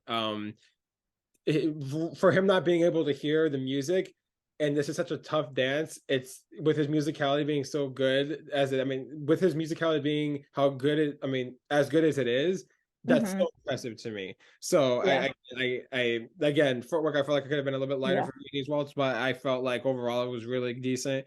I thought overall it was a great dance. I agreed with Carrie M that he and Britt are so in sync and the partnering is fantastic. I know we Hmm. talked about this even before. I think even from week one, I don't think anybody could have been a better partner to him than Britt this Yeah. season. I don't think anybody. She's just been so dedicated and so just caring for him that I just think Hmm. he's learned so much from her, and I think Yeah. just their connection is great and partnering is great. And I thought the 3 9s and the 8 was fair. I would probably would have Yeah. given thing. So I really enjoyed that dance a lot. Yeah. I didn't have his Viennese waltz as one of my honorable mentions. I think it was like I swapped it. Yeah, yeah, Him and Trevor. But I did agree that I thought it was really good with the frame and the performance. I just think when I look back, like I thought his samba was better than his Viennese. yeah. Um, I agree with you. just like so another, I just a random thing too. So my friend Rebecca, that also she's gonna come watch the competition. And I know she listens to the podcast and she watches The Yes. Bachelor and she watches Dancing with the Stars. I think she's a little behind on the shows, but she does watch everything. So she is deaf, but she has the cochlear implants. Yeah. And so I actually this past weekend on Sunday, there's like the New Jersey community of the deaf. They have um I think I was a little bit confused. I forgot if it was just Bergen County that was organizing this or if it was just like the state of New Jersey. I think maybe it's like Bergen County or the counties will like organize events as a subset of the whole community. They had like this Thanksgiving social and it just happened to be in our town. So I went with her and I was like, because she invited me and I was like, oh yeah, I'll go, like, sure. And then I like had this moment where I was like a few days before, I was like, oh my gosh, like I'm not going to be able to communicate with anybody. Yeah. I don't sign, and she can speak and she can sign and she can, I can communicate with her. And she can hear. I just, I always have to just remember to be cognizant of like, it's a little harder for her to hear me. And I speak fast. So yeah. So I was like, oh my gosh, you're gonna have to be my translator to people because I'm not going to be able to communicate with anyone unless like I can, like speak slowly and people can read my lips. So I went with her and it was very interesting experience. And I think it's just like it was great to just see, families of people coming together. And it was like, obviously there were some people that could speak and they also signed because they have a family member that is deaf, but it's just such a different type of experience. And it's like, it can like, you have the moment where like, I'm the one that's like the outcast and like they're trying to talk to me and I'm like, I don't know, and I'm asking her to like sign for me. And then I mean, I think like I just tried to like speak slowly and then they can read my lips. And then she was even shocked that some people were communicating with me. And obviously like I mean, everybody's situations are different, but like some of them were speaking and they can like kind of they can speak it out and like kind of sound things out. And I kind of knew what they were saying. And she's like, you understand them? I was like, yeah, I can kind of pick up what they're trying to tell me. But it's just, and it's like they had like raffles and they were called like they had the whole process that they had to do to like go through the raffle tickets and get the numbers and like who won what and like pick everything and like get everybody's attention. It's not like you can just yell. Like there's just such a level of attention that you have to have. It was such an interesting experience too. So Rebecca, thank you for inviting me. I was really, that's awesome. And it was a fun event too. So they were actually handing out flyers to like do something this weekend. And she's like, oh, I can't, we have a dance competition. Like she was telling the person. But awesome. And it just put me in that perspective of like, man, this is hard for him. It's not easy. And I think it's just I give him a lot of credit because like obviously my experience going to this event this weekend is not the same type of thing, but it was very eye-opening. And I think it's just also great to just see that people that they can they have this commonality of a particular disability that they have, that they can come together. And it's like there is like such a sense of community, and it's just great to see that. And it's like I'm just imagining, I mean, obviously I couldn't really get into any great conversations with anybody about any of this, and like and Rebecca had seen people that she knew like through work or through different organizations and things that she's done. But it's just like I just wonder like how many of those people are watching Dancing with the Stars and they're knowing that he's on there, or they watch Coda and they're seeing him do this and inspiring them, because he was like talking about them in the episode. So yes, that was my whole diatribe. But it's awesome. Did you want to talk about his samba a little bit? I can. I can. Because I had his samba mentioned as well for the second round. I like you said, I enjoyed this dance a little bit better than his Wells, but I liked both a lot. And so, but I did like the samba a little bit better, and I loved how, and then the package for this dance, he was talking about, Britt was talking about how, or she had asked Daniel, like, how much Gabe had helped him. And it's been cool because I've seen Gabe throughout this whole competition and kind of gotten to know him. And I love how they really make that good team. I really like that. And so that was really sweet. I said his stage presence is perfect as always. I love the routine. I thought his arms were great as always, like I talked Yeah. about. I thought the footwork was good. I said kind of going back with the footwork in the Viennese waltz a little bit. Like again, I feel like it could have been a little bit more like light, but in Hmm. this one, I felt like the balance could have been a little bit more consistent. At Yeah. least the bouncing motion in his samba. But then Hmm. again, I said the same thing. But with him being with him not being able to hear like we've been talking about, and his musicality being so good, it's really impressive what he's doing. Yeah. It's really eye opening Yeah. and really inspiring. So I absolutely love it, and I think the score of the 2 9s and the I actually probably would have given another 9 personally. It was 2 9s and 2 8s. I feel like I probably would have given another 9, but Hmm. I really enjoyed the dance. I thought it was great. Yeah. Um, I mean, yeah, I was the same thing. I had him as an honorable mention for the samba, and I thought it was really good. I just Yeah, think his Latin, like he really loves his Latin he stuff. loves I Latin. Yeah, agree with the bouncing. That's always hard to do, but it's really hard. Yeah, it's even hard for me. yeah. So yeah, so then it was him, and then Then last but not Trevor, least, Trevor and Emma. do you want to start So with his one with his round one dance that wasn't in our list, or do you want to start? yeah, I can start with that. I'll just talk a little bit about. So he had the cha cha first, and I was like, unfortunately, it really wasn't doing it for me. Yeah, I me was just too. like, I don't know. So I didn't have it as honorable mention or top Yeah, me neither. dances. And then I was like, and then obviously I knew him and Daniel got eliminated, and then Emma's like, the last 3 seasons I've been eliminated after the cha cha, and I'm like, oh, well, here's the fourth. No, no, there's a She's four. like, it's the curse, and I felt so bad. I mean, it was. I think it's just Okay. so it's hard because it's just comparing him to like everybody else Yeah. that went that night and the dances they were doing, and it's like it's just How? Yeah. um I mean, cha-cha maybe just wasn't his dance. Like, we know Len loves to say that, but like I mean, that's the thing. Now, obviously we have the Viennese waltz, but just like in general, Trevor has really brought out some great He has. performances throughout the weeks. Like his Roomba from week 2, I think it was Yeah. it's just Fantastic. like that is still one of the best ones. And then what did he do last week? I just blanked on what he did last week. Um, Um, oh, contemporary the salsa with the salsa Barbie, and contemporary. and then the contemporary, Right. and then the like those were like some of his like top dance. Even the one he did with it was it Green Day? Was it Green Day? Yeah, the Green Day, the Jive. Yeah, Yeah. like they were it was there were a lot of like really top notch ones. Cha Cha wasn't the best, wasn't That's horrible. okay. Technique was Yeah. like decent. I think it's just like obviously at the semifinals, it's not what we're looking for. Yeah. Exactly. Yeah. So then, Um. his Yeah. Go Viennese ahead. waltz. Hmm. And I talked, like I said, his Viennese waltz was in my honorable mention for round two. And like I remember. I think the judges had talked about this, but then also I think Emma was talking about this in the second round package where just how far he's come, like especially with his one like and technique wise was the best for like his quick step week one. Hmm. No, but like when we were talking about like everybody was saying Yeah. we expect it to not be that great. And it actually wasn't that bad. Like we're talking about how he um like he was terrified of dancing. And now Hmm. he actually got you can see that confidence come out of him. And I absolutely Yeah. love that. And I thought the emotion was great. I thought the arms were great. I thought he had a decent frame. Like, I thought it got a little bit low at times, but I thought it was decent pretty much most of the dance. I thought the terms in the rotation were pretty good. Um, and the partnership between he and Emma is awesome. And I think just kind of like with Britt and Daniel, I think Emma's really like caring for him because I feel like Dan or Trevor can get very hard on himself.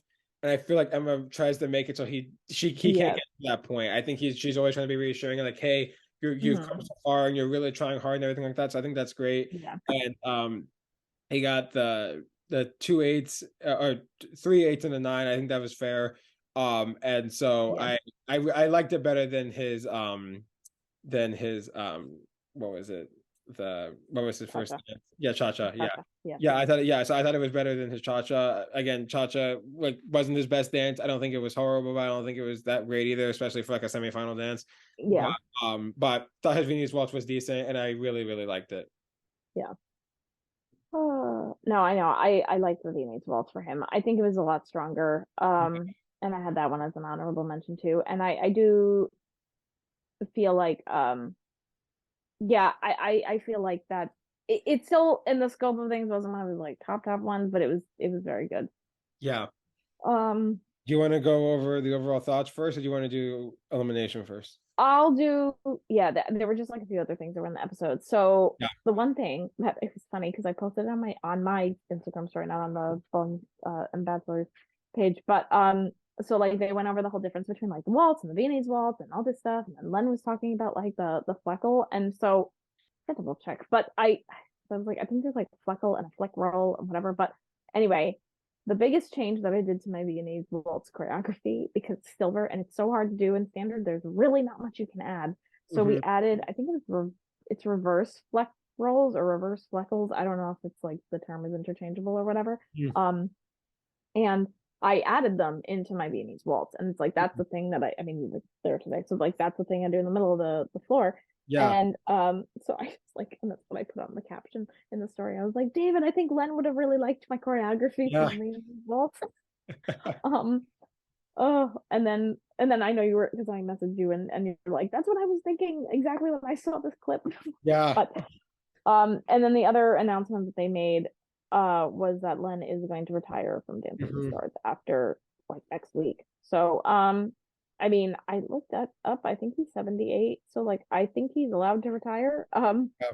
Yeah, and I'm sure, you know, if he's mostly based in England. Yeah. it's like this is a bit of a hike for him, and it's, Yeah. you know, he wants to just spend time Yeah. with the family. So you know, congratulations to him, all the best. Yeah. And you know, I think it's just like he's put in a lot of time on the show, and Yeah. it's just lending itself to more changes with Dancing with the Stars moving forward into next year. So I don't know if you had any thoughts on that. Otherwise, No, I had quite a few. and then go into the elimination. Yeah.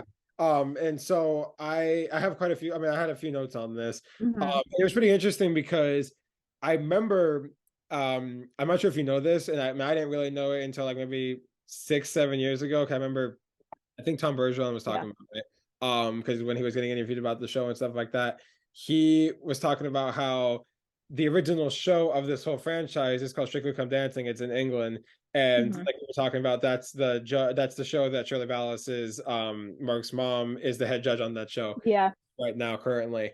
And I actually have watched some of like the stuff on that from that show. It's like really fun to watch because it's like pretty similar to Dancing with the Stars. Like it's same music and same thing, stuff like that, but just different pros obviously, and different sets and stuff like that. But Len was the head judge on that show and dancing for like 10 to 12 years, like both when they both started. And Bruno also did that as well. And they both flew back and forth like each week to do both shows, which is crazy to me, to like for them to fly both of them to fly from England to the US, be in the US for 2 days, then back to like and do 2 shows at once. That's like crazy to me. So I can kind of, and I remember I think he stopped doing Strictly Come Dancing like 4 years ago, and I think Bruno like 3 years ago, because they just said they couldn't really do the commute anymore, which I don't blame them. That's probably crazy. But just kind of getting back to that, and I actually had a thought. I was like, Len has been on this show for a while, and so I wonder if he's gonna like think maybe he wants to spend more time with his family, and then this announcement came out. It's like you said, and Tyra had said he's seen over 3,000 routines on the show, just on Dancing with the Stars. So that doesn't even include Strictly Come Dancing. So that's probably, it might even be over 10,000 maybe, because that show's been on even longer. That means I've watched that many. No, I know. It's crazy. And so he's seen like again 3,000 routines on that show, and I've seen the videos of him competing in the 70s and 80s and stuff like that, where he was a competition dancer, and he judged competitions just like Tyra said. And I thought it was cool that Tyra said that Derek, Mark, and Val and a lot of the other pros were like judged by him in competitions, which is really cool because all of them started really young. So that was probably really cool for them to be like, hey, we work with him now, and now he's like a legend in the ballroom world. Awesome.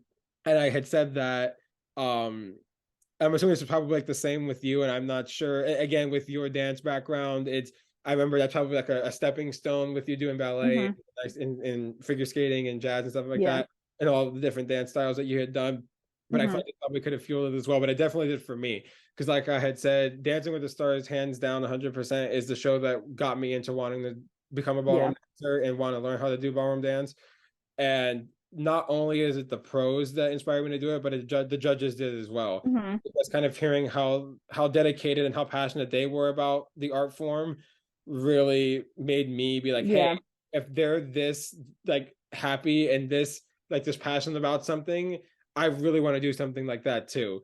And so he is one of the reasons that I wanted to start Hmm. dancing. So I really do thank all the judges and Len, including Len, the just giving me that passion because and that Yeah. it's inspiring me to do that because Hmm. ballroom dancing has become like a lifelong passion for me at this point, and Yeah. it's been so awesome. So I absolutely am so grateful for all that. And I had said that I know a lot of people were saying it on the comments that obviously we've kind of gotten like, oh, we wish that he didn't say that. We wish he wasn't so blunt and stuff like that. But that's what makes him him. And I think that's Oh kind of yeah. the thing. And sometimes you can get a little bit, why did he say that at times? But you can Yeah. just tell he's really passionate about what he does, which is like so Yeah. respectable. So just you just have to admire him for that. And Hmm. it's so admirable and just so awesome.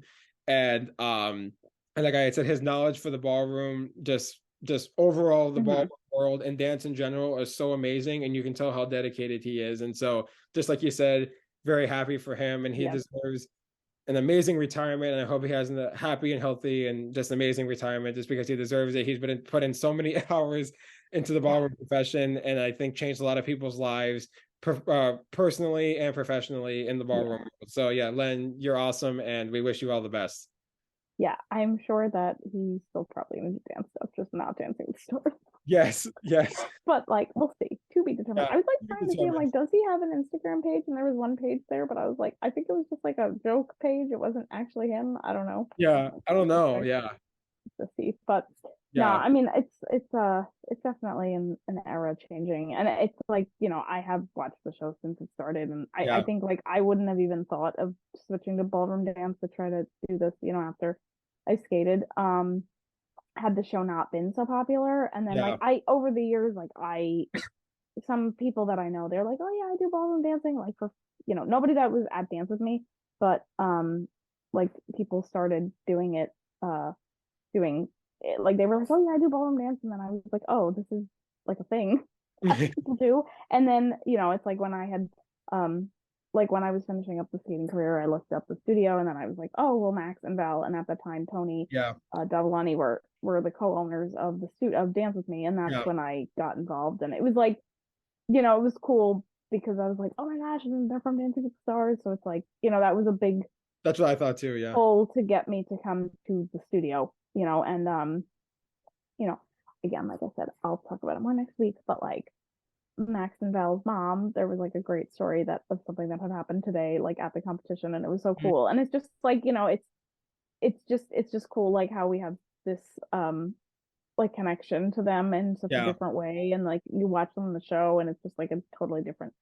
It's um crazy to me. And I've always talked to yeah, my friends and family about this. Is that like Max and Val, and like I had said, almost all like every single pro that's ever been on the show has inspired yeah, me to want to start ballroom dancing. So the fact that I'm a part of a studio now that is owned by yeah, like two of my biggest dance inspirations, that has been two of my biggest yeah, dance inspirations since I've gotten into ballroom dance, yeah. or like have learned about it, like not Hmm. like at least 15 years ago, like, and knew I want to do it at some point. Like it still blows my mind. And then, like you said, it's cool that we have that kind of like Yeah, connection with them that's a little bit different than maybe other studios. yeah, yeah. Oh goodness. So yeah, um I'm yeah, interested. and then obviously we're gonna go to the elimination. Yeah. I was just gonna say I'm interested to see Yeah, if they keep if they go back to three judges like just like the yeah. first few seasons, or if they're gonna bring on another one. I don't know. I mean, some people were like saying in the comments, like, is Julianne gonna come back? Who's Yeah, gonna be the Julian, head gonna come judge? back. Yeah. My mom was like Derek, and I was like, would they really do that? They're like, I feel like it should be Carrie Ann or Bruno. I don't think it should be. I don't know. Oh, To be determined. I feel like they might give it to Carrie Ann. yeah. Is my hunch. I feel like yeah, I feel like that too. And maybe they'll do like guest judges next year, and Hmm. then see. I don't Yeah. know. I don't know if they want to have Julianne and Derek, Oh yeah. because they've done that before and they've had her. I'm interested to see because I know all of them are very different in terms of their expertise. Like they all know dance very, very Yeah, well. But I feel like I feel like Bruno and Carriana more of like the more like modern style dances. And like obviously I think they've picked up um hmm, the ballroom technique of how to critique it over the years because they've watched it for such a long time at this point. But I yeah, feel Derek and Len have been the ones that actually did ballroom dance, to my knowledge, like for a long time, and they know to actually like critique it in that way. Or as another, Max has gotten involved in other stuff, but it's like, unless any of the pros decide to like retire being a pro and also become a judge. Maybe that'd be cool. Maybe Val, I don't know. Maybe Val, maybe Mark, maybe maybe yeah. I could see it being one of them. Mm-hmm. They've been on the show a really long time. Mm-hmm. Yeah, I don't know. So we'll see what happens. It'll be to be determined. It'll be interesting. But yes, good luck in your retirement, Len. It was awesome to watch you over these years. Yeah, and then the elimination. The elimination is the last thing. Yeah. So Daniel got it was Daniel got voted out. No. Sorry. Trevor and Emma got voted out from the lowest score. And then it was between Daniel and Shangela. And I was like, okay, they're obviously going to pick Shangela. Yeah. No, I mean, I think it was really hard because I think I kind of even like last week, I was like, I think Trevor and I think I said it in the episode last week, Trevor and Daniel, I think were the two that were going to go home this week. Yeah. So I called it. But I think it's like, it's just so hard because it's like, it's not like they didn't deserve to stay. It's just that everybody's so good. I know. But I just like looking at them collectively, like they were the two like weakest, really. Like I it's not even like weak. They were just weaker than the other. Yeah. That I was like, they were the shoo-ins. So I don't know. Yeah. We'll see what happens next week. If we go anyway. Yeah. I can see it being Shangela, honestly. I could too. I don't know. I'm interested to see what happens. Like I said, any four of them I would be happy with. Again, kind of selfishly with being a Bachelor podcast and Bachelor fans too. It would be awesome to see Gabby win, but I would be. I don't even know how I would react if she won. I'm not even sure. I would be so happy, but I'd be happy with any of them. Like I really think they all deserve it. So I'm really excited to see who wins. Going back to Trevor and Daniel, I kind of just want to kind of add to this is that they've both grown so much over this season for two very different reasons. Like you were talking about with Trevor being really scared of dancing, and then also Daniel with him being deaf. I just feel like they've really handled this season so well and have grown so much as people, but not only just as people, but as dancers as well. You can see that they've put so much work in and so much dedication in, which I absolutely love, and I'm very proud of them. And like you were talking about, though, the four finalists who I thought would be in the competition or who would be in the finals pretty much since week one, and who I think should be in it in terms of like technique and everything like that are in the finals. So so there's no surprises there. Yeah, I think that's a little off that, but I don't know. Yeah. Next week's gonna be interesting, but we are going to have some special things that we're doing for the finale. We're not going to talk about it now. We'll talk about it later. Check the timestamps. Even if you don't want to listen to all the Bachelor in Paradise stuff, check the timestamps and look for the outro and the reminders. Exactly. Okay. Go to the beach. Let's do it. Like before. Exactly. Fall asleep. Okay. I'm gonna switch settings. Ta-da! And I'm gonna start getting my notes ready. I know. And there we go. We're back. Okay, so episode 13 and 14. Oh, here we go. All right. Lot to talk about. Everyone's still crying about Rodney and Eliza. Yeah. Oh, Baltimore. They cut to Baltimore. So part of me just felt like Justin was also feeling bad for Rodney at that point. Yeah. He was just like, what? Yeah. And no. I did see at some point, I think it was on Twitter, Justin was like, oh, not them taking a 3-hour conversation and cutting it down to 30 seconds. He basically had a fancy way of saying no to Eliza. Like, nah, I think I'm good. I don't want to be the second choice and I'm choosing me. And I'm like, I support his decision, honestly, because it was just like, that was just nuts. And I think he just was like, I think at that point, he's just like, no. You know, I think he's just like, he's probably just like, I think I value my relationship or like my friendship with Rodney more than this. Yeah, I don't know. That kind of ended a lot quicker than I thought it would. So, I don't know. Did you have anything you wanted to say about that before we? Yeah, I know. No, exactly. It ended way quicker than I expected too. I didn't think it was gonna work. I didn't think that Justin was gonna take her back. I kind of thought I thought the way it ended up happening, it was good. It would be the way it happened, but I thought it would be a bit longer. But I actually agree. I remember Serena was talking about this, and she was saying, we talked about this last week too, where Hmm. I feel like Rodney deserves somebody that's like really all in it for him, and Eliza Yeah. obviously wasn't, not out of any malicious intent or anything like that, but No. just more. But I just feel like he deserves somebody that's all in it for him, not kind of like 50-50. Um, Yeah. but like you were saying, Justin's reaction was so funny. Like when she walked in, like you were like, "What?" And then he was just so confused. And I kind of knew it wasn't going to end well. And not that it didn't end well, but just like it wasn't going to end in Eliza's favor when Justin No. was like, I don't even know what to think. Because I felt like if No. he wanted to be with her, he would have been like, oh my gosh, yes. Like I feel like you would have seen it. And I saw on his face at the beginning, he was like, yeah, this is not gonna go anywhere. But Yeah. I think that's I don't but know. I said he doesn't seem that thrilled, which I maybe it was just more the shock of everything, maybe. And I said I agree with Justin. I feel like that just it was the best decision. Yeah. Um and yeah, that's pretty much all I had on it, but I agree with the decision. I think that's probably the best for them. Yeah. It'll be interesting to see what comes up on the reunion show. Yeah. So yeah, I mean, back on the beach, everybody's so like down. Mhm. And I think it was like Flo said, she's like, something needs to change. And like Mara entering the Here beach comes is Mara. not what I had in mind. Um, the funny thing was that she said to Jesse, she was like, yeah, I got the call to come to Paradise, and 3 days later, here I am. I'm like, they pulled her in 3 days ago. Like, how many days ago did they call her? And then she's like, we're 3 days. Like, part of That's me just like, crazy. oh, they already knew that things were a mess. And Yeah. these producers called her to come down there. And I'm like, you really did her dirty. Yes. But we'll talk more about her arc as we go through the whole episode. But she walked down the stairs. It's like crickets. Everybody's faces are like, oh my gosh, another girl's coming. Andrew was so sad. Um, and then that's the point, like they're all coming, like Mara's trying to talk to the guys and whatever. And I just thought it was funny because like Andrew was so sad, and then like Mara pulled Andrew and they talked, and then Aaron's like, how'd that go? And he's like, oh, nice lady. Oh Yeah. my god. And then wait, what is this? What did Logan say? Oh, didn't Logan say to her, my prayers are with you?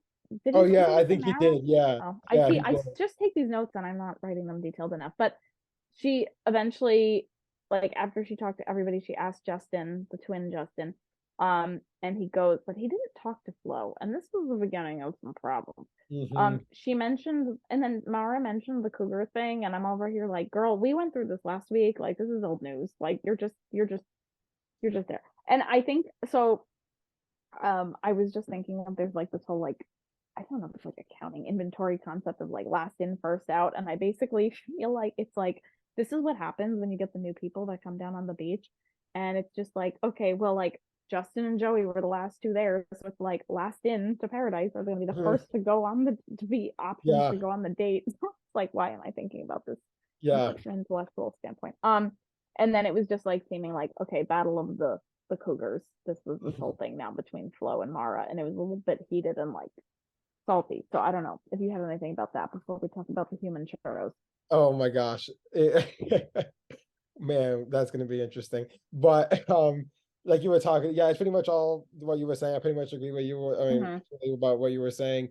It was interesting because when Mara walked down, they were just all like so bored. They were just like, oh, okay, here we go. And then I said, OMG, Yeah. their reactions just because that was just really funny to see how like not interested they were. And then like every guy they talked, they weren't being mean, but they were just like, oh yeah, we have like we're with we are with other people and stuff like that. Um, Mm-hmm.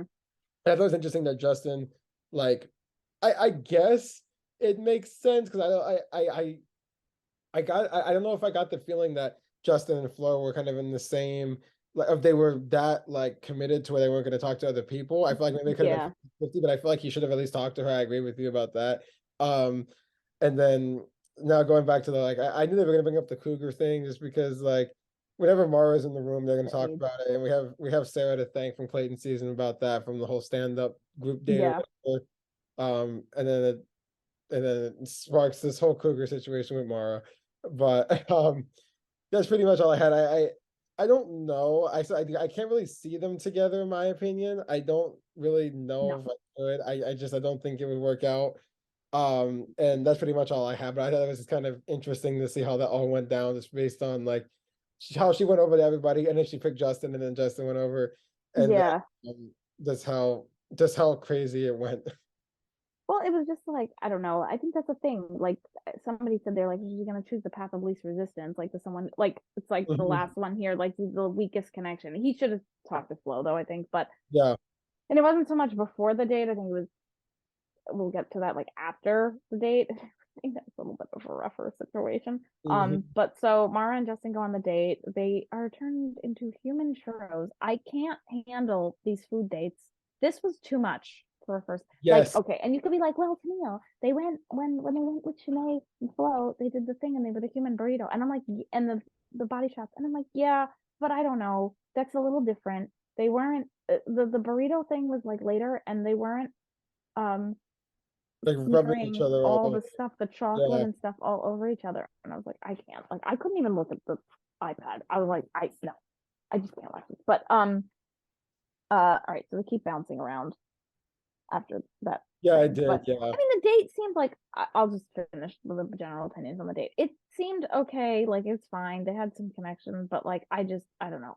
Like it's just I don't see it. I don't see it. I don't know. What are your thoughts before I go back No, into like you other said, stuff on the beach? no, I could not even look at the TV anymore. Like with that, it was just too much. Just like you said, I can't even think just like what to say. It was so insane. And I I love how like they had like that like crazy music going on, like kind of like sexy music going on around it to make it like I guess more I don't even know. But it was just so funny. And then I don't even again, I just have no words, and I don't really I like you said, I think the date went decent, but I don't really see them together long term. They just don't No. seem really similar, or that they would have a good connection, but that's just my opinion on it. Yeah, I don't know. And then so then the end clip at the end of the episode was from the date, and I was like, let me just talk about it now. Oh So yeah, did you see that Mara and Justin were in this like cold chocolate tub, like old not like a chocolate hot tub. tub. It was like a thing, and it was just like the same thing, like with Teddy and Andrew had this like weird like margarita glass pool thing, whatever. Yeah, But it was just like the chef kept awkwardly looking at them. I was like, this is so creepy. I was like, wait, is there gonna be like a like when you see a clip like that, you're like, something's gonna happen. yeah, Nothing was happening. It was just like creepy. I know. It was the stage. I don't know. It was just so that was just the whole thing. It was I don't know. crazy. Um, okay, so back on the beach, they're like everybody's all having the conversations and stuff. So Johnny and Victoria go talk, and then he was saying about how his younger brother is in prison right now. So they had a pretty intense conversation.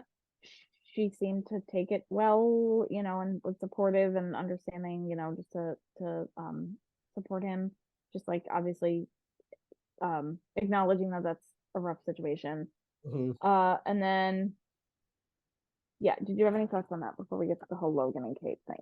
The first No, I time. just no, I didn't have too much. It was pretty much just echoing what you were saying. That I thought it was nice that they had that pretty like Yeah. kind of that kind of emotional conversation. I feel like they handled it well, and I thought it was Yeah. pretty mature. Yeah. And then complete contrast. And we'll have to I don't know, because this topic just keeps revisiting. I can't even keep track of what they said in each conversation. But Logan wanted to go talk to Kate because it was like, I guess it was still kind of like after the rose ceremony and like trying to get a gist of like where he stands with her and whatever. And I was like, I was getting a headache. Like from every conversation Logan and Kate had, it was so exhausting for I both know of the episodes. It's just so toxic, and the whole it back is. and forth and back and forth. My opinion, at least at this point in time when I wrote, I was like, he's not right for her, and she's just bothered by the fact that there's no one else that's a good option for her based on her standards. So she's Yeah, like trying to like guilt him into being what she wants. And I'm like, girl, it's like if she listened to herself in these interviews in the moment things, it's like just leave. I know. He's clearly not right for you, and No, I know. you're dragging him through the mud. I know. And it's just like all of these things. And then he's talking to somebody else later on. He's like, oh, I think it went well. And I'm like, did it really, Logan? Did it really go well? What were your thoughts on this particular conversation? Because there were other There conversations were that other made me want to rip conversations, my but hair like out. I just feel like I feel like Kate's trying to like milk this thing, and I don't even understand how. Because like she's saying all these things of like how Logan is like, oh, like he's not doing this for me, but then she's still like trying to fight for it. And it's like, well, like you're saying, if you're if you're saying that you're not getting the stuff out of him, then it's kind of a sign that it's not going to work out. So then why don't you just leave? But Yeah. I don't like that she keeps trying to, like you said, kind of like guilting him into doing this stuff. And I was like, or guilting him into being like, oh yeah, well, I'm not giving you this. I just think it's really annoying. I don't like her, what she's doing at all. They're also in paradise. How is he gonna take action on any of these things right now? I He's on know. vacation. He's not like at home working in his normal environment. I know. I mean, obviously we're getting a very watered down version of this, and there's more to it, but I don't know. Anyway, we can move Yeah. on. Yes. Okay, that was all right. So then there was this next thing that came up. They were having a conversation about this phrase nectar, which I had never heard before. Me neither. But like, I mean, I get the gist of what they're trying to Yeah. like get at or whatever, but Aaron was trying to explain it, and there was this whole explanation he went where he was not finishing his words, and I was getting so irrationally angry listening to this. He's like, when that iced cough in the morning. I'm like, no, coffee. A cough is a cough, not coffee. Who uses cough as an abbreviation for coffee? Coffee. I know. Like that's in the morning and hits the lower intestine, and then what? Oh gosh, I put horizon. What was it? Like, what does he mean? Horizon? Was The that what he meant horizon. by? Yeah. And I was like, please, oh, I don't know. I have an issue with this. I don't know why. Just like I was like, wait, did he grow up in California? Because I feel like that's a California thing. It sounds I like, believe he yeah. lives in San Diego. I'll have to look this up. I'm just like, oh, I can't listen. Yeah. This says everything about me, but I don't know. Did that bother you, or was it just a me It thing? bothered me a lot. Specifically the cough one. I'm like, Yes. iced cough. It doesn't make any sense. I I'm know. gonna go cough outside in the cold. That's an iced cough. Anyway, so we're gonna quickly shift gears. Okay, Yes. so Flo at that point was like, what is going on with Justin? Because he didn't talk to her. Like, I guess after the date, they didn't talk at all. He was just there, like floating around, whatever. And she was just, I was like, I thought it was in the moment interview and they were dubbing it over. I'm like, no, she's saying this while they're sitting on the daybed with everybody, right? I mean, Yeah. did you Yeah. Yeah. Right. saying this? And also, I was like, does he not hear this at all? At all? Yeah. I don't think they're stupid. The No, pros. yeah. I really don't. I know they did an episode of the podcast with like Ben and Ashley, but I was like, maybe it just wasn't at the decibel we heard it at because of the microphone. But I was just like, they're not stupid. But like, how did he not hear that? No, I know. He finally came up to talk to her, and he did say that he preferred her. And I just was like, it was really awkward because they were giving Mara a bad edit, and it's like it's clear. I think like look, I don't think he's ending up with either of these people long term, but like clearly he's better with Flo than Mara because I think Yes. Mara is a little bit too much for him also. Um, and he said he wants to pursue Flo, and Mara was upset she doesn't have anyone else to pursue there, and like I do genuinely feel bad for her for that reason because it's like when they bring somebody in so late in the season and anybody that they brought in so late in the season, it's so difficult for them. It's just like that they only contacted Mara like 3 days previously. I'm like, really? I I know. think they just wanted to start the Cougar War because I think by that point the twins had gone on the date with Shanae and Flo. Right. Yeah. I don't know. I don't know. Did you have anything else about that? And then That's pretty much all I had. Just everything that you said. It's all crazy. I yeah, like you said, and Justin even said this too. His connection with Flo is a little bit better than Mara, which I agree, but I don't think yeah, again long term it would be work out with any of them. But that's pretty much it. Yeah. yeah. Um. So then they had Andrew talking about. He's like, he's just like still like I'm so blah. He's like, I wake up and Rodney's not in the bed next to me. He's like, not in the same bed, just like not in the next bed. And we used to talk in the morning, and I was like, oh my god, like it's just I don't know. I just thought it was like so funny.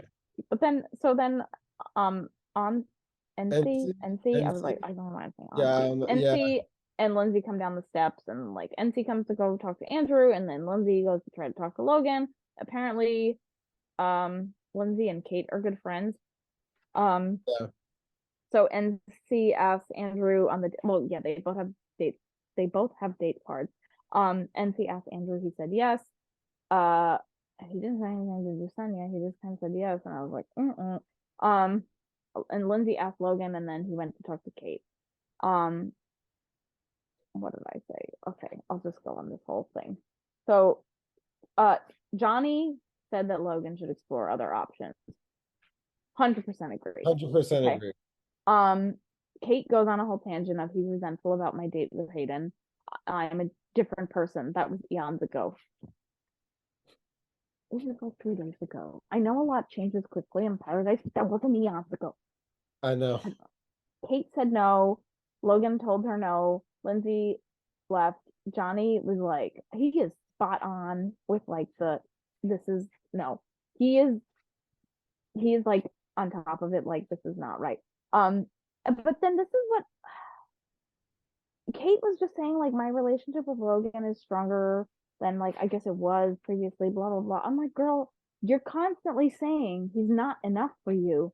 Yeah. How are you saying he is stronger, like is stronger than all these things? And I'm like, it's so manipulative. I just can't deal with it. And like I was just saying before, it's like I really think that there's a certain level of like we're not getting the whole picture of their relationship, but it's like there is so much content of her speaking negatively. And granted, so Genevieve had pointed out on Twitter about how like sometimes they use the in the moment interviews at like different points in time. So we don't know when you have to pay attention to their outfits. I really haven't had the time to dissect and like look at what they're wearing and when they said it, because that's how you can tell. Because Genevieve was like irritated because they were playing one that it was different. I don't know. There was a whole thing like 2 weeks ago.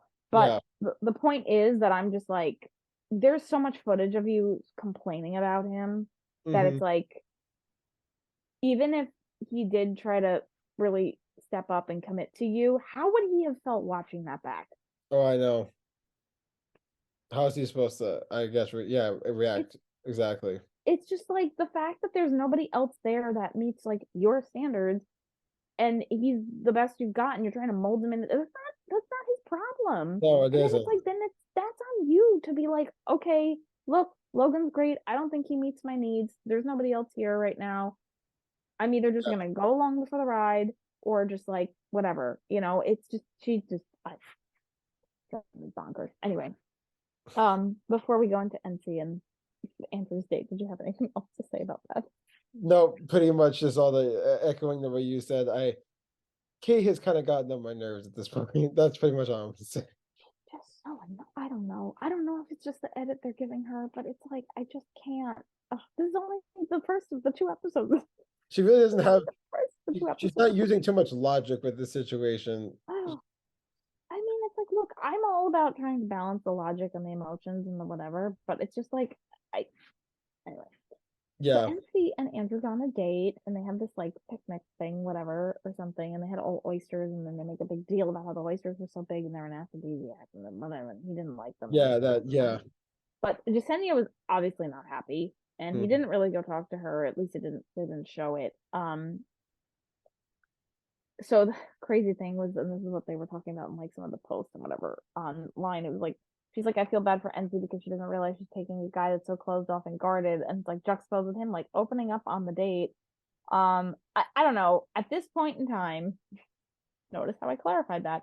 I felt good about NC and Andrew, you know, just because I felt like it was uh I just felt like it was just better connection Mhm. for him, because like we haven't really seen him been able to like open up more like that since Teddy. And Andrew and Jasenia start to talk after the date, and then I don't know. I'm sorry, like I didn't, and maybe it is just the way that they edited it because they knew how this whole thing pans out, but I never really saw them together. And it's I Jasenia is not in this episode, and then the next episode we'll get to it. Like Jasenia is not wrong about anything she's saying, and I think she handled it all as best as she could, because like you know it's it's a rough situation for her, and like she was in the next episode like reiterating at one point, it's like this is the same thing that happened to her last season.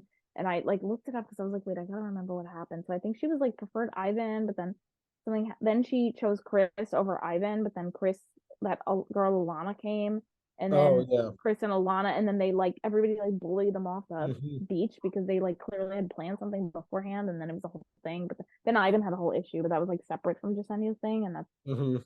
that was the whole thing. So Anyway, so yeah, I don't know. Do you have anything about that before we go back to when Gabby and Rachel start to enter? Yes, I know. Oh my gosh. Yeah, not really. It's pretty much just what you were talking about with Andrew and Jasenia. And I remember saying this, I think, on their first interaction. I had hope that I felt like they would have something Yeah, going on with them, like maybe it would work out. But the more I kind of thought about it, I'm like, I don't know. Like it seems like, yeah, again, just a little bit, they're kind of too different in my opinion. So I yeah, just feel like, again, both good people, but I just feel like maybe probably not right for each other. But um I don't know. This situation is just really confusing. yeah.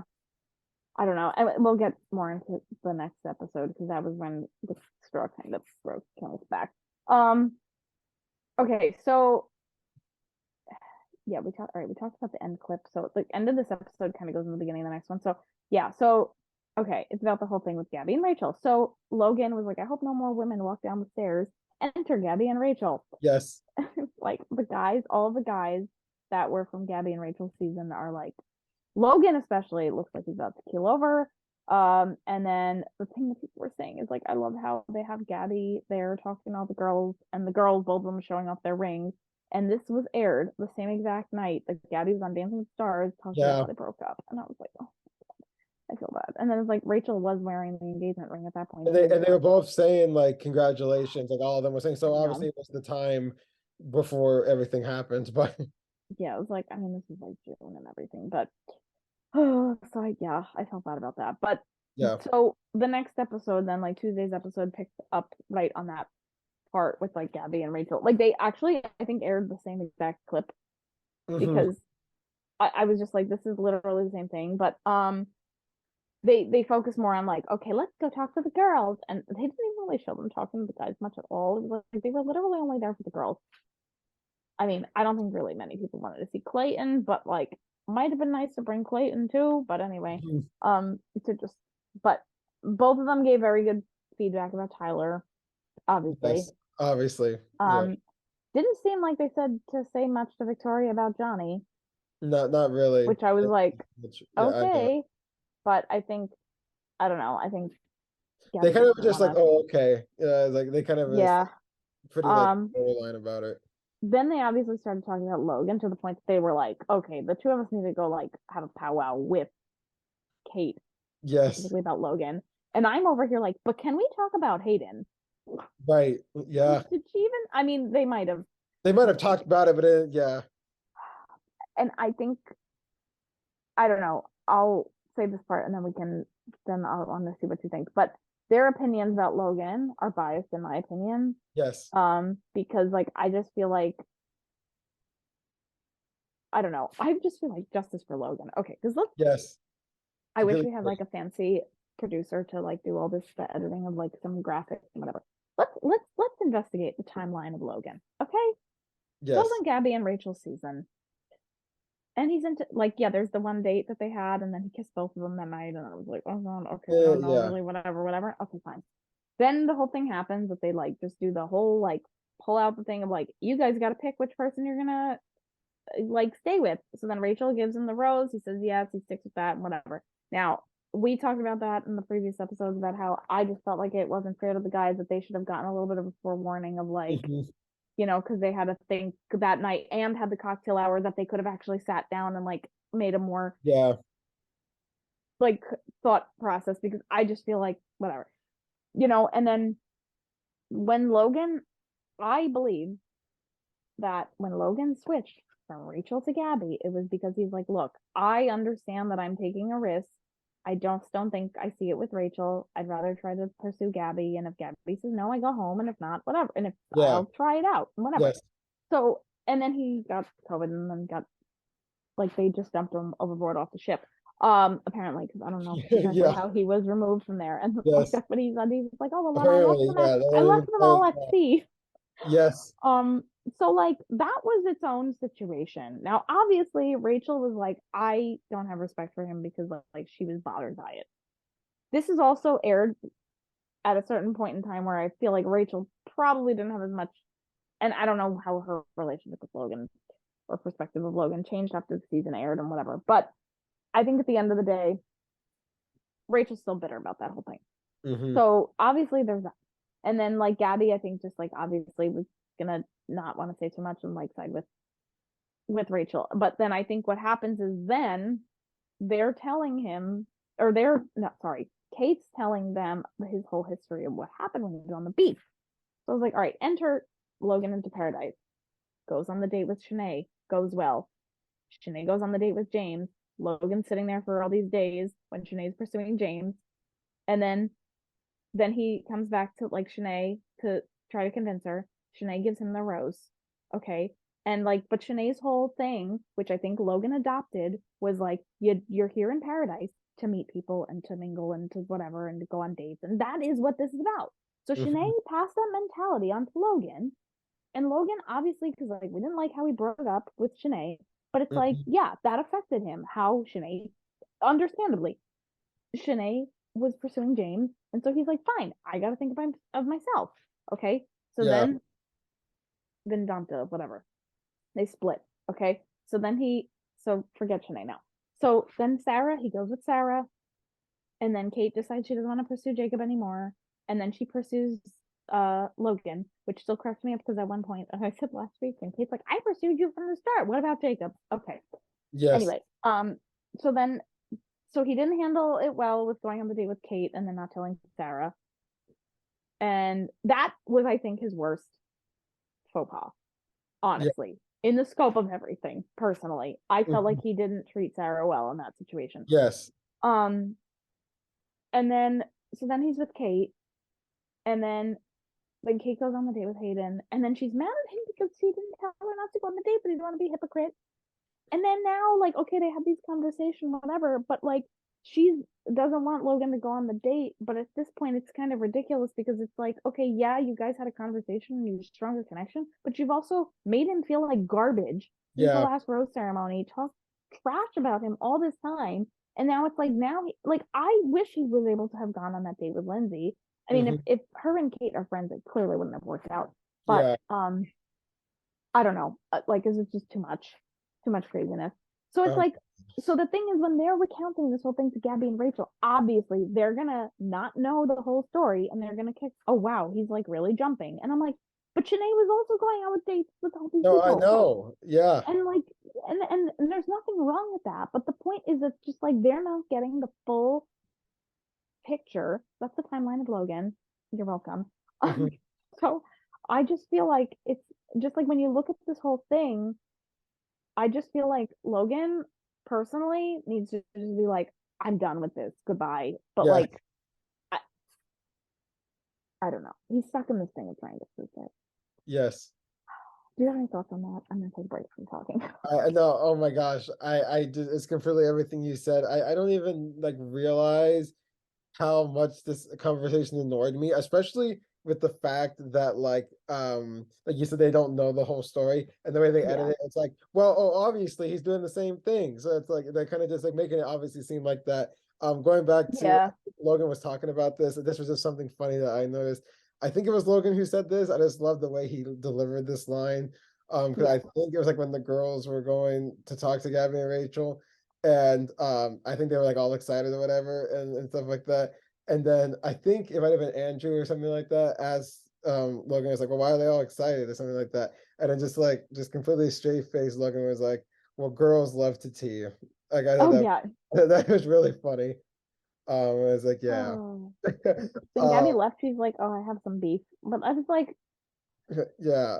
I don't know. I mean, like, listen, obviously, if I came down there and Kate told me that, Gabby and Rachel, like, if I were Gabby and Rachel's shoes, I would hear that and I would also have the same reaction. So I'm not mad at them either. It's just like, oh my gosh, like, I kind of like feel bad for Logan No, because I this do whole too. And just like situation the is nuts.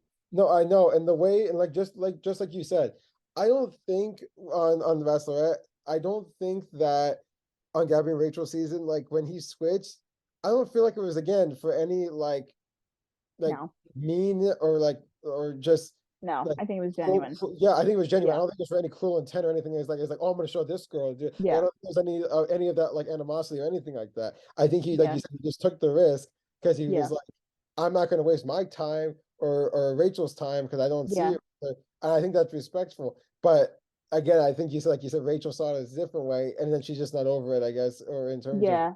at that time. And I just feel bad because again, so then you got Rachel and well, I don't Rachel or Gabby didn't say much about it, but she kind of decided with Yeah. not she didn't was not vocal about it or not that vocal Hmm. about it. But then Rachel was just like she had her mind made up and was like, you know what, like he's disrespectful. I don't like him. And then you got Kate Dodd. Yeah. So it's just like, oh gosh, this is just so annoying. Well, I mean, they're friends with Kate too, and I don't know. I'm just like, oh, all right. We're Yeah. gonna talk about the again. We have to talk about them again later, so we're gonna talk about them again later. Yes. Okay, because we have another argument to go over. Well, Tyler gets a date card. He picks Brittany, and then they don't go on the date yet because it's like, okay, they have the date card. Now we're gonna have 50 million other things happen before we do that. Okay. Anyway, the Aaron and Genevieve argument starts. Yeah. Okay. And I just Flo's commentary that just started it all off. It's all I hear is about itching and burning, and I just hope it's not about an STD. Can you just it's like, have you heard all that? I'd be like, Wells then prefaced it with like, this is the stupidest fight in the history of not only is this the stupidest fight in the history of Paradise, it's probably the stupidest fight in the history of fights. He's like, I feel like this place is making me dumber. Then they have Bruce come in. Nice to meet you, Bruce. Nice to meet you, Bruce. He's just like a video guy. He's like, I'll tell you what's causing me pain. It's listening to this conversation. I think he's the boom. What's the mic guy? Because he says the guys, and he said that he hates listening to that. He's like, I've mic'd these people for this many times, but I hate you know what's more annoying is listening to them talk about this or fight about which I don't blame him. And then Flo was like, this relationship's chaotic. And then so I think what had happened was that they were talking about something, and then she was like, oh, it's like an itch and like you get an itch and pain, like they're not the same thing or something. And he's like, they are the same thing. And yes, he just gets so defensive about it. Mm-hmm. And like she's like angry. And okay, the line that bothered me the most was he's like, I'm just trying to help you. Because he's like, well, it's a fact. Well, actually, and I don't know if you saw, I did post this on the Instagram page before. I put a survey of like, is pain or is getting an itch and pain the same thing? Yes or no? And then I sent a screenshot. I put a screenshot because it's like they're not.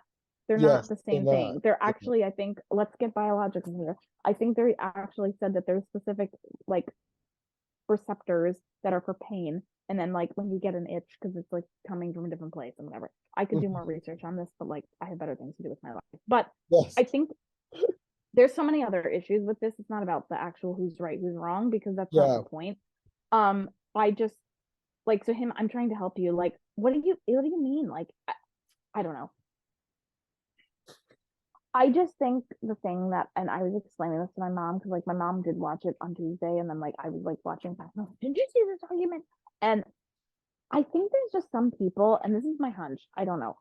I feel like there's just some people that the way that they grew up in their families, they get into arguments like this, and it's not a big deal.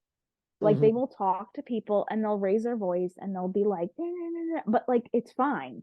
Yeah. That's normal for them. And I think for whatever reason that maybe that's Aaron's dynamic with people. Yeah. And friends, family, whatever.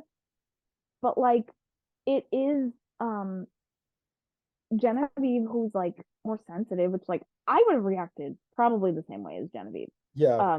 Maybe I think at this point in my life I might have been like a little bit calmer. But like I would be so bothered by somebody getting so seemingly angry and defensive about such a stupid thing and not being able to like accept that they might be wrong. And then he's like saying, look it up when she doesn't even have her phone. And I just like, it's just not, it's like a toxic situation. And I do genuinely, because like that's the thing, they're made up again and they're fine again. And I just feel like it's like he clearly doesn't realize how this could be triggering to her. So I'm like, this is something else that's like happening, but it's like it is like she's justified in her anger, and she just like, and like they're making it a big deal, like, well, she just wants to leave every time there's an issue. But like this is some of their arguments that they're having are just so stupid, and the way that he's treating her, like especially the last time, it was just like so rude that it's like I would also think it's justifying. Yeah. Just like this is enough is enough. But Yeah. I just I don't know. They just have a lot of issues that they need to work through because like I think they're generally okay when they're fine, but they have a lot of communication differences that they I don't know. Because that's the thing. I don't think he's genuinely trying to be like that. I think that's just how his normal communication style is, and she's like bothered by it. I would Yeah, be. I would be Anyway. too. Oh my My gosh. God. I don't know. Did you have anything else on that? I had a few things just because of how stupid this was. Yeah, I know I missed so many details, but that was like all I could even write down. Yeah, no, I couldn't. I didn't have the time or the patience to take that many notes on this because I have much better things to do. Oh, But I just love how I agreed with Wells that the fight was the stupidest fight, not even on Paradise, but the stupidest fight in the history of all fights. I was like, I agree with that. And I said the fact that they got Bruce the sound guy, the sound guy's opinion yeah. on this is iconic because it was just so funny. And like how I love how I love how he just said it so straight face and we're like, you know what, it's dumb. And then and then I thought it was interesting that Genevieve was like, if you don't get a car out here for me right now, I'm gonna hitchhike. And it's like she really was like, she's done with it. I'm like, you know what, I don't blame her. I And don't blame then her either. no, I know. And then um I love how like right before they went to commercial, before they came back, the thing they had like the raccoon reacting to the thing. Oh yeah. I have no idea what that was supposed to mean, but that was really funny. And then they came back from commercial for the next segment. I said the fact that they're still fighting about this is mind-boggling, as well as them still showing it as well. But again, it's just Yeah. classic Bachelor editing. They're gonna keep showing that. And then I said, just like you said, they make up, but what is that supposed to mean? I don't even know. Is it worth it? Like I don't even know. It's just like, Well, I think he was definitely saying like I wasn't trying to be like yeah, but that's what I'm saying. I do think that that's just his natural communication. Like that would drive me absolutely insane. no, I But don't I mean think to. that is just his natural communication style, and really, he doesn't understand how that can sound very combative and like just rude. Yeah, I don't think he realizes that. It's like you're not talking to the guys, you know? oh, I know. And then Genevieve, obviously, she gets like she's very reactive to something if she doesn't hear what she wants to hear, and that's Yeah. fine. But it's just like if she gets upset very quickly.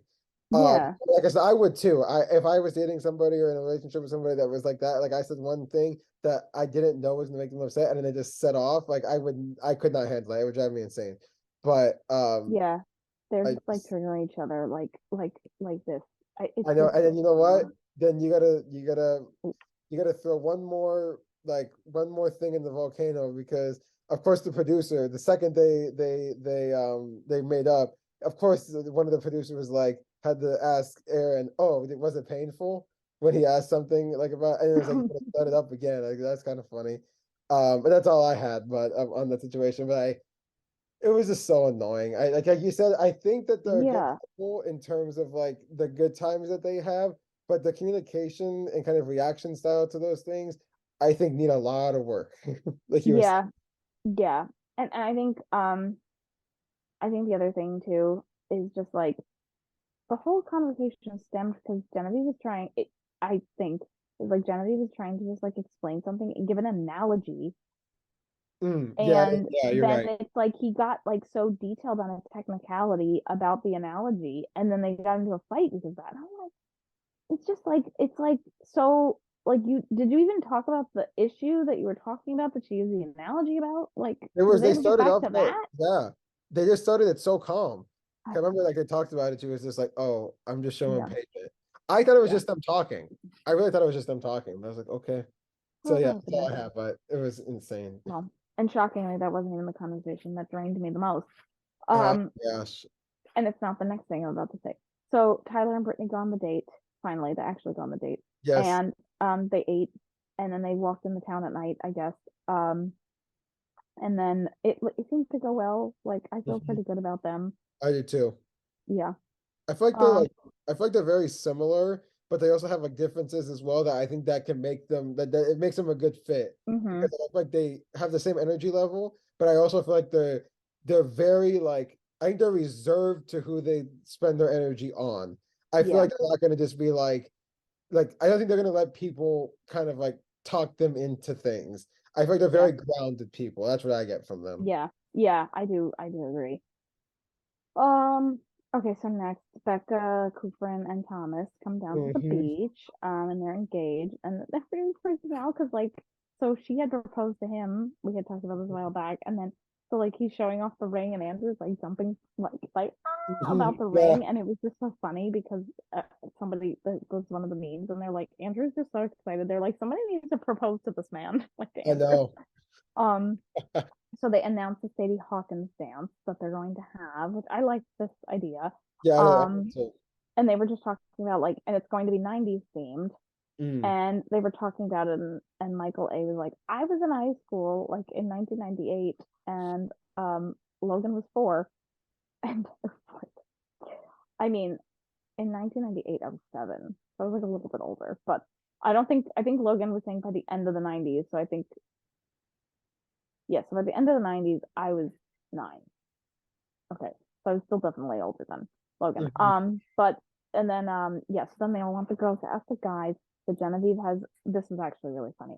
The Genevieve has a mariachi band and they're singing, Yeah, and the song they were singing, so it's Canta y no llores. yeah, That means yeah, sing and don't cry. yeah, right. And I was Yeah, like, this is very ironic. I don't know if yeah, that joke was just like lost on me, and I was yeah, no, no, yeah, you're right. Yeah, I immediately. got that. That was funny. And my dad was like watching the iPad with me because I was watching it in the kitchen before, and like he speaks Spanish too, so I was just like, this is hilarious. Like, right? I was like, that's what it means, Dad, right? Like yeah, I was Mhm. like, that's hilarious. Brittany pops out of the ball pit, and then was like, I don't know, all of I these, love they do yeah, like that like Velcro ball game thing where everyone's like throwing the stuff. I yeah, that was funny. And then that their dancing on the dance floor was great. oh yeah, That was iconic. It was awesome. yeah. But before we get there, I just then again we have another.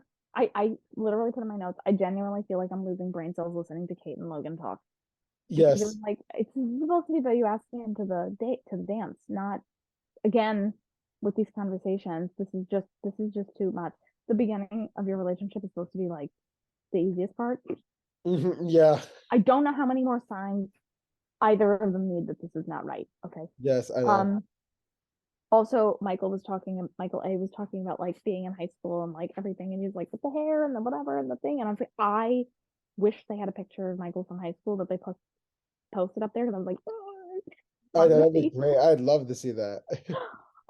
And I thought it was so cool because it was 90s themed, and we had the Dancing with the Stars episode that was 90s That themed you last seemed, week. yeah, Um, yes, that was all the before the dance. Did you have yeah. anything from before the dance? And then we'll No, go. that's all I had. I just thought it was really fun. Yeah, and then we had the dance battle. They did do the dance battle, which was hilarious. Yes, They were like dancing like the amazing. crabs and whatever. I was like, I don't Yeah, know what's happening. Oh gosh, and then we get to the whole Jasenia and Andrew situation yeah, again. Okay, so another comment I do want to make. I am really glad that Mara decided to just like kind of accept, like, look, okay, Justin's not right for me. None of these other guys are right for me. I'm just gonna stay here and then enjoy her time. Because I was like, she looked like she was really enjoying yeah. herself during the party, and I was like happy to see that because it was like Me obviously it's too. not been easy for her. So I'm like, you know what? Good for you, girl. Because like Exactly. it's just it's hard to come in to paradise that late, and it's like I mean, and look at Lindsay, like she showed up, she didn't even go on a date, like, I know. and then NC situation, and like all these people that come in like later, there's always it's not like this hasn't happened in the past, but it's hard to be that person. But it's like for her Mhm. to just be like, okay, like whatever, you know what, I'm just gonna enjoy my time, have fun, and it is what Yeah, it is. And it's like, you know what, because at least then with that, not for nothing, everybody in this show like becomes friends with each other, networks. At least she's gotten to meet more of them now. So like, who yeah, knows? Maybe she will get connected with somebody maybe, later on. yeah. Um, so yeah, so that was just a comment with that. But so she was talking to Jasenia because they're the only two that were like not currently coupled up, and you know, I felt bad for Jasenia's situation, and I do feel like she was justified in initiating this whole um situation with Andrew. Um, they should have had this conversation sooner, in my opinion. Yeah. Uh, I just, I think the hardest part about it was just like, I am just feeling like Jasenia wasn't going to really get anything out of that conversation. And it was just, it's mostly just her questioning his intentions. Like, her discussing that wasn't going to make him like her more, and neither did what NC did later. But I think Jasenia was justified to confront him because she was hurt, but I Hmm. don't think there was going to be much coming from it. And it just really looked like she was. I'm not saying Jasenia was attacking him, but I think Jasenia was like basically putting him on the spot of like, Yeah. this is what happened and this is how you made me feel. And she was justified and all that. But I don't know. And I think like again, it could just be the way they edited it because they knew this was going to happen. But like I'm sure Jasenia kind of had a feeling earlier on that he wasn't really into it. So that's why I'm just surprised she didn't. I guess maybe she was also just getting to know him, so she couldn't really spot the differences in his personality. But I don't know. I feel bad because I think that's what did I say? All right, what was in the NC? Because then NC comes in, it's like back and forth, back and forth. What did I say? Hmm. Okay, I thought he handled it well when NC came Me too. to interrupt both times. Yeah. She did not. She did not And handle it well. I can understand why she feels the way she feels, but Andrew still cares about Jasenia enough to try to see the conversation through. And like, Jasenia was right when she said NC's like giving him an ultimatum and it's not fair to him. 100% agree with that. Yes. I didn't like that Jasenia added the well, you don't understand part. I was like, all right, don't just Yeah. Yeah. don't. But she was upset, so it's like, okay. Yeah. Okay. Okay. um, Yeah. but Andrew does admit like that his heart was still with Teddy, and he's like, I have nothing here, and I think he needs to be careful with that phrase because that is kind of a slap in the face to Jasenia of like, I really just think his biggest mistake was not telling Jasenia sooner and not coming to this realization for himself Yeah. sooner, and it really didn't end well between the two of them. Hmm. And I do think that he did string her along. Unfortunately, I don't think it was intentional. I think, when Teddy left, like, and he did kind of point it out, like, I didn't really get clarity because she just kind of left. Yeah. Like, she was like, oh, I don't feel it, blah, blah, blah, blah. It didn't, um, he never really got the closure. And I think, he tried to explore things with Brittany, and then Brittany left, and then Jasenia was pursuing him. And I think he was like connecting with her. But I think when NC came, he had like that spark. And I think that Mhm. Yeah. he just did jump to NC and didn't really like talk to Jasenia about it at all, and that kind of was not great at all. Mhm. Um, and I think that just kind of, I don't know, it's rough because I don't think there's some guys that I feel like they've come on Paradise and they're like, all right, they're just gonna string the girl along until somebody else comes along, and I genuinely don't feel like Andrew was just trying to string Jasenia along until No. somebody else came. I think he was trying to be like, let me just give it a shot, see what happens, and try to push Right. myself out of it. But it's like I think he was only thinking of himself, unfortunately, than really Mhm. also taking into account how it affected Jasenia. Yeah. So, yeah. So that was the whole thing. But Jasenia was like, not Jasenia, sorry. Then they leave, and then he finally goes back to talk to NC, and then um This is he not was going. like, no, she was like, well, three strikes, like blah blah blah blah, like, and I'm like thinking, girl, this is not just about you, I okay? know. Yeah. Um, Exactly. and then she was saying how he just turned around and didn't say anything when they were playing the game or whatever, and then because Jasenia pulled him aside. I don't like remember exactly what happened in that clip. I mean, Yeah. like, yeah, that could bother me, but I think the point was it's just like the way, well, what he basically said to her, the way that was handled was against everything I believe, and I can't be here anymore. And she just immediately starts crying. She's like, I didn't question any of your intentions, blah blah blah blah, all these things, blah blah blah blah blah, this whole situation. And I'm like, girl, he doesn't mean the way I took it. He doesn't mean the way he handled himself. He means the way you handled yourself. Yes. Yes. It's just very desperate energy, and I didn't expect that from her when I I saw them didn't on the either. It date. was surprising. And I'm thinking, like, you're not at the listen, it's not like it wasn't a situation where it's just like, okay, you're like it's not like NC and Andrew were like dating like for multiple months outside of the situation, blah blah blah Yeah. blah, and then you have an ex that comes up out of nowhere and like is starting to talk to you, and it's like a toxic type of situation, Yeah. and then you're like, get out of here, no. No. You need to talk to her. Like they're gonna still be there on the beach together. And Yeah, I know. Andrew cares. He was talking about like the emotions and the whole thing. And like I totally get that. Yeah. Because it's just like, just because you might want to be a bitch to somebody in that type of situation doesn't mean he wants to be. No. Yeah. He still wants to handle the situation with Jasenia with class and empathy and acknowledging that he messed up. Hmm. And it's not just about you. And I think like I am happy that he, after what happened with Jasenia, he said that to NC and he was like, done, bye. I'm And out. then, Yeah. because like she didn't get it and then she got all upset. And it's like, well, you did it to yourself. Though Hmm. I think regardless of what happened, I think him really like admitting the whole thing with Teddy, I think he kind of needed to Yeah. exit out anyway. Yeah. So I don't know. Anyway, that was my Hmm. whole tangent on that. What do you, do you have any No, no, exactly. I completely agree what you were saying. Like, it seemed pretty obvious that Andrew was just like, you know what, like after this whole thing with Jasenia, he was kind of done with the situation. I think he handled it well. Like, he was not mean to NC or whatever. Like, he was just like, you know what, like I can't do this anymore. And I felt like she was really, like you said, like trying to guilt him into trying to like get on her side, and like that isn't fair. Because it's trying Yeah, to like convince him and trying to make him feel bad when he's not doing anything, or he's not in the wrong. Because at least in this yeah, situation, because when, like you said, probably talking to the Jasenia probably would have been a little bit better. I would have thought that would be better. Like with this whole situation, I felt like they probably should have had a conversation a little bit earlier about this whole thing. hmm But I I just felt like NZ was just very, very quick to be all like judgy. I felt like she judged him so much, and then when he kind of threatened his like, "Oh, I'm out of here," then she just turned and was like, "Oh no, please," and everything. I'm really glad he stood his ground.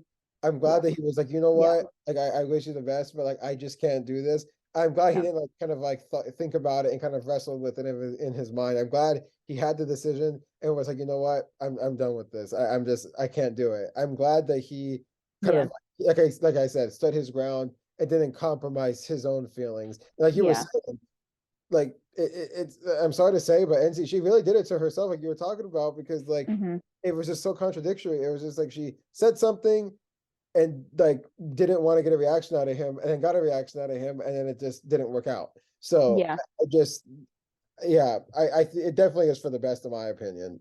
yeah. That they're not together. Yeah, if I was in Andrew's shoes and then that happened with NC, like when she came over and said that, I wouldn't have handled it as nicely as Andrew did Yeah, because I would have me flipped out neither. on NC and I would have been like, "Are you kidding me right now?" Like he handled that a lot more He maturely, did. He and was really I would calm the have. whole time, Oh, which fuck him. I commend him for. And listen, I obviously don't know Andrew. I've obviously like watched his like stuff on Instagram and TikTok and whatever a long time. Like I've been following their whole friend group, and I genuinely just feel he is just like a very caring person. Mhm. He is just very invested in he wants love. I Yeah, think he wants love so much.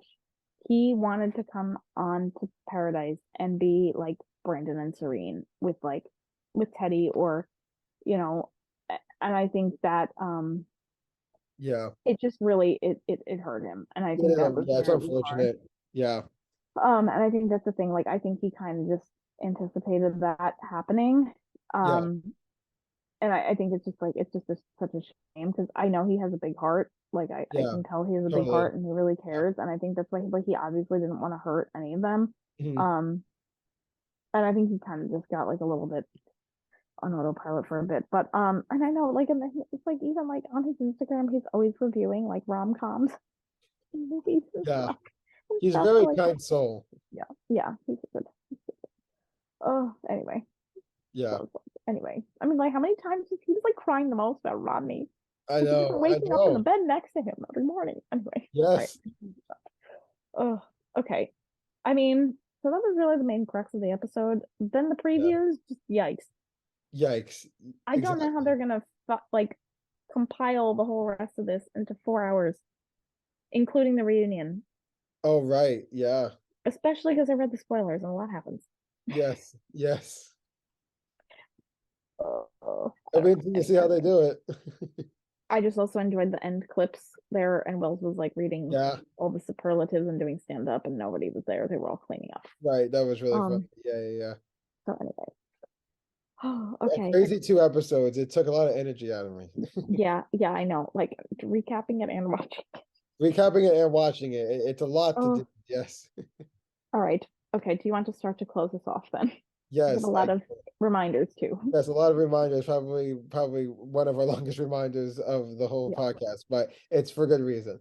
So thank you guys so much for listening to today's episode. Please remember to like this video, subscribe to us on YouTube, and hit the post notification bell just so you're notified whenever we post a video. And if you enjoyed it, please share it with a friend. And also if you can follow us on Instagram at Ballrooms and Bachelors, and our personal Instagram accounts, which are also linked in the top bio of our Ballrooms and Bachelors Instagram page, and it's also at the end screen of this episode. So do you want to, I know we're going to probably go back and forth on the announcement. Do you want to kind of like, did you want to start them off? Yeah, so we have a bunch of things coming up around the time, depending on when you watch this episode. So the Saturday, the 19th of November, we're going to be at the dance competition. I think we're thinking roughly around noon or so. We're going to go live on Instagram from the competition, probably just like from the ballroom, so you guys can get a little glimpse at like what's going on. It's going to be the smooth style that's competing that day, so some of our friends will be competing. And if you're there, like on at the competition, come over by us, and then you can be on the video. If not, join in the chat and we can answer any questions. Just say hi. We just wanted to do like a little thing like that. Exactly. Monday, I know Matthew and I were talking. He had this idea about so the finale is going to be from 8 to 10 Eastern time on Monday. So we're going to be at dance, and we're going to watch it live from the dance studio, especially now that Val is in the finale. And we're going to, I think you were saying we want to make sure we're posting clips as like we watch the episode on the story on Instagram. And also around like 9:50 Eastern time, we're going to go live. We're going to try to go live on YouTube and on Instagram to kind of just like be there as they announce the winner of Dancing with the Stars for this season, because the finale is Monday. Yes. Was that for those two? I know we have more. Yeah, pretty much. Yeah, exactly. I know we've also got so we have the finale of Bachelor in Paradise. We also have the finale of Dancing with the Stars next week. So like by Thanksgiving, we're going to be done with the shows until January. Which is crazy. We're still figuring out exactly what we want to do between now and January when Zach's season of The Bachelor starts. But I know we have some ideas of just like different types of episodes with themes and things that we want to talk about. Maybe we can have some special guests that we've been talking to some people. Hopefully we can get on the podcast. If not, we're open to having other people on the podcast. I know and like depending on the themes and the topics we want to discuss, we might have specific people on. And just stay tuned to the Instagram page and also the YouTube, because I know I'm planning to post our next blooper reel from episodes 10 to 20, which I feel had more crazy things than even the first 10. Yes. Or 11 through 20, sorry. What else? We're working on a TikTok with some stuff from the competition. We've also got a vlog in the works from the whole competition, so we're not quite sure when we'll post all of that, but just especially at the competition, it's a great time for us to film and do some different things. So a lot of exciting things coming up. Yeah. And then we've got like, it will be nice to not have to watch all these episodes. Yes, I know it's taken a lot out of me, so it'll be nice to have a break a little bit. And at least with the themed episodes, we can still plan it, but it's not like we're going to be completely like bound to watching 4 or 5 hours of TV a week. So it'll be nice to like have a break from that for a few weeks to a month. Yeah, and probably like aside from the bonus episodes, obviously right before Zach's season, we'll do like a recap. We'll go through all the list of the women and give our thoughts. I don't know if they're going to do that TikTok live that they did the last time with Jesse Palmer, but who knows? If they do it, it's not going to be closer to like when it actually airs. So we're going to wait until then. Exactly, and it'll still be nice because usually I'm assuming it's going to continue to be the one season a year dancing season. So in January we'll only have to watch 2 hours of TV a week, which will be nice. So that would be good. But it's been fun recapping these shows for sure. But it is a lot of work. that's something I've learned a Yeah. lot. I remember people talking about it. I think that there was like other Bachelor and just kind of entertainment content Mhm. creators and podcasters and stuff like that. And they're like, what's one thing that you didn't notice or realize, like when you started recapping stuff, and like how much work it is? And then like I've seen it, like with us starting the Yeah. podcast, like that's something I've seen firsthand. It's a lot of work, but it's worth it. It's definitely worth it. So much Yeah. fun. But there's a lot that goes into it for sure. But yeah, so thank you all for being part of this ride so far through episode Yes. 20. Thank you so much. Okay. Yes, yes. All right. All See you right. next week. See you guys next week, everybody. Bye. Bye.